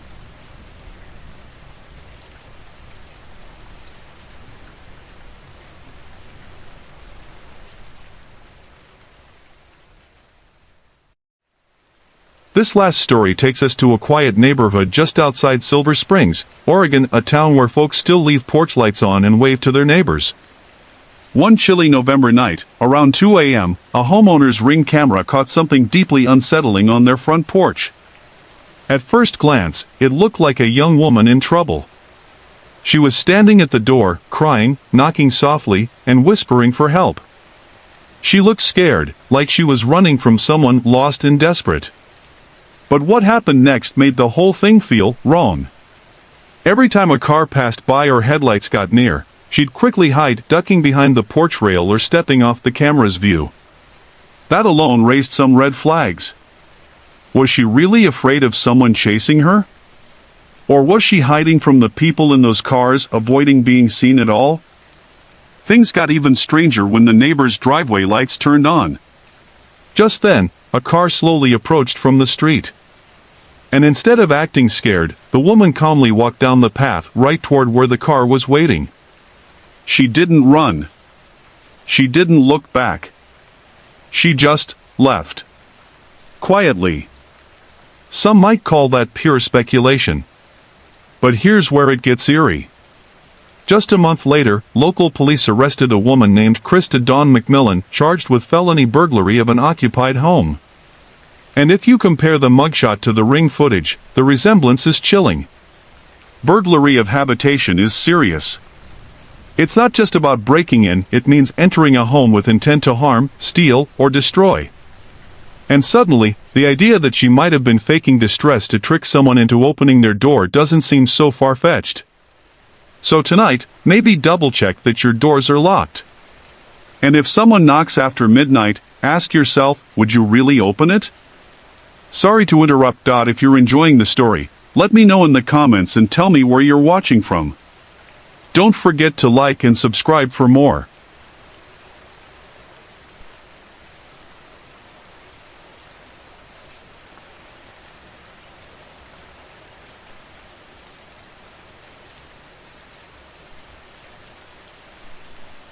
Ten years had passed since I graduated from Willow Creek High, a small-town school nestled in rural Pennsylvania.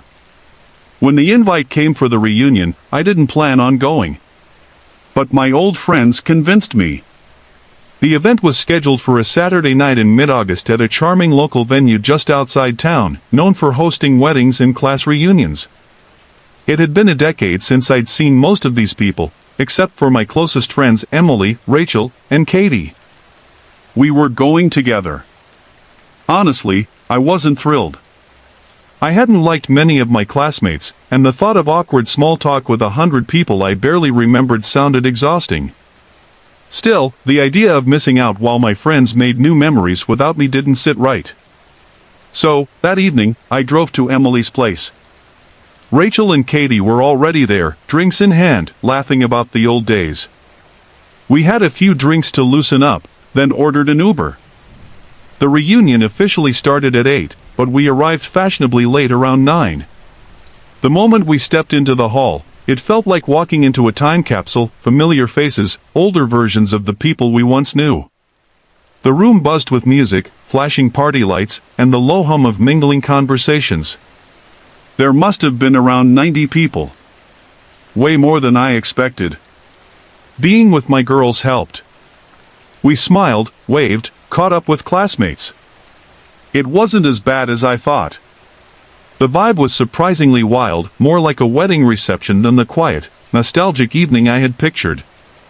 A DJ blasted 2000s throwbacks while people danced and drank like we were 18 again. We sat with a group of other women from our class. There were about 10 of us at the table. As the night wore on, people broke off into smaller groups. My friends drifted into their own conversations, and I suddenly found myself sitting alone, quietly picking at my food. That's when I noticed him, a guy sitting a few tables over, watching me. I didn't recognize him. I looked away, but something about his gaze stuck with me. When I glanced back, he was still staring. A few minutes later, he stood up and came over. "Hey," he said, sliding into the chair beside me. "I'm Connor. I saw you from across the room and had to come say hi." He had an easy smile, dark hair, clean cut. Not bad looking. I was a little surprised, but I'd rather talk to someone than sit alone, so I welcomed the company.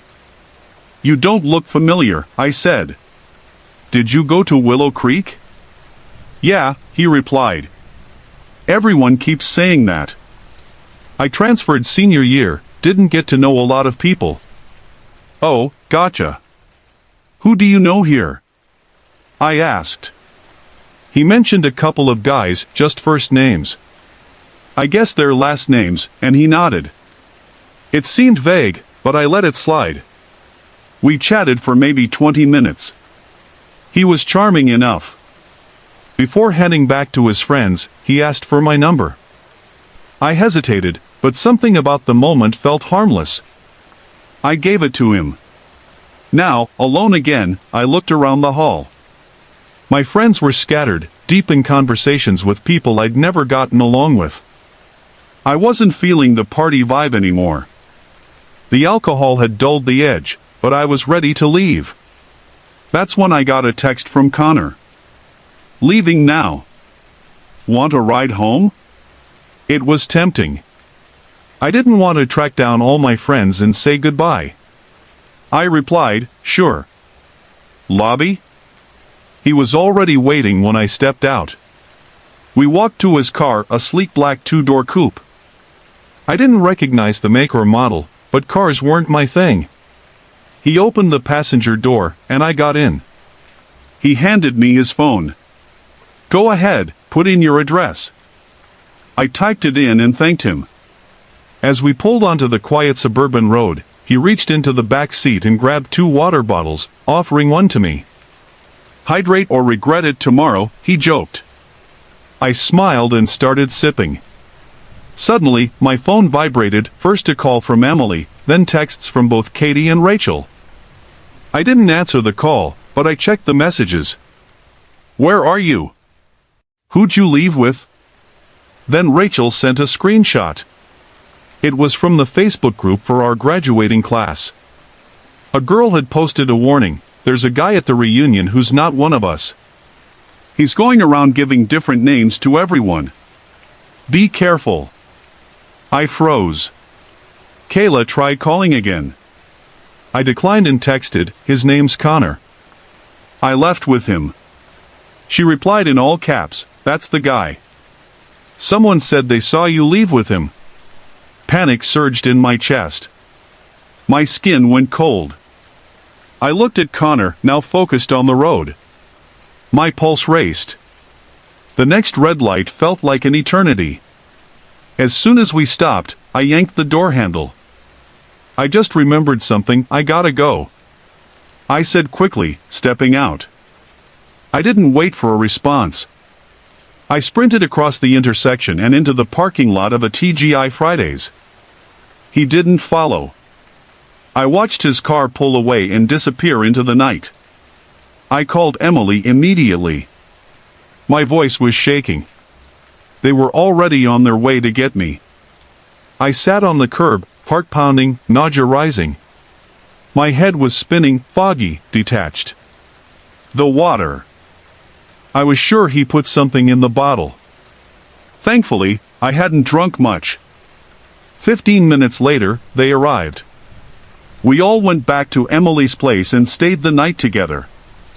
The next morning, after the dizziness faded, I drove home. But as I stepped inside, a knock came at the door. My heart dropped. I tiptoed to the window and peeked through the curtain. It was my neighbor, Mr. Grayson, an older man who always looked out for us on the block. I opened the door. "Hey," he said. "You okay? Some guy came by late last night, looking in your windows. Asked if this was where Miranda lived." I felt my stomach twist. I told him no. Mr. Grayson continued. Said he had the wrong apartment. He didn't argue. Just walked off. I told him everything. He was stunned but said I did the right thing by getting out when I did. When my lease was up, I moved to a new unit across the complex, just far enough that I felt safer. I never heard from Connor again. but the thought of what almost happened still haunts me sometimes. And I'm beyond thankful that my friends cared enough to keep texting. Because if they hadn't, I might not be here to tell the story. Hey everyone! I put a lot of effort and heart into creating these videos just for you. If you're enjoying the content, I'd love to hear from you. Drop a quick comment below and let me know where you're watching from and what time it is for you right now. Your support means the world to me, and it keeps me motivated to bring more awesome videos your way.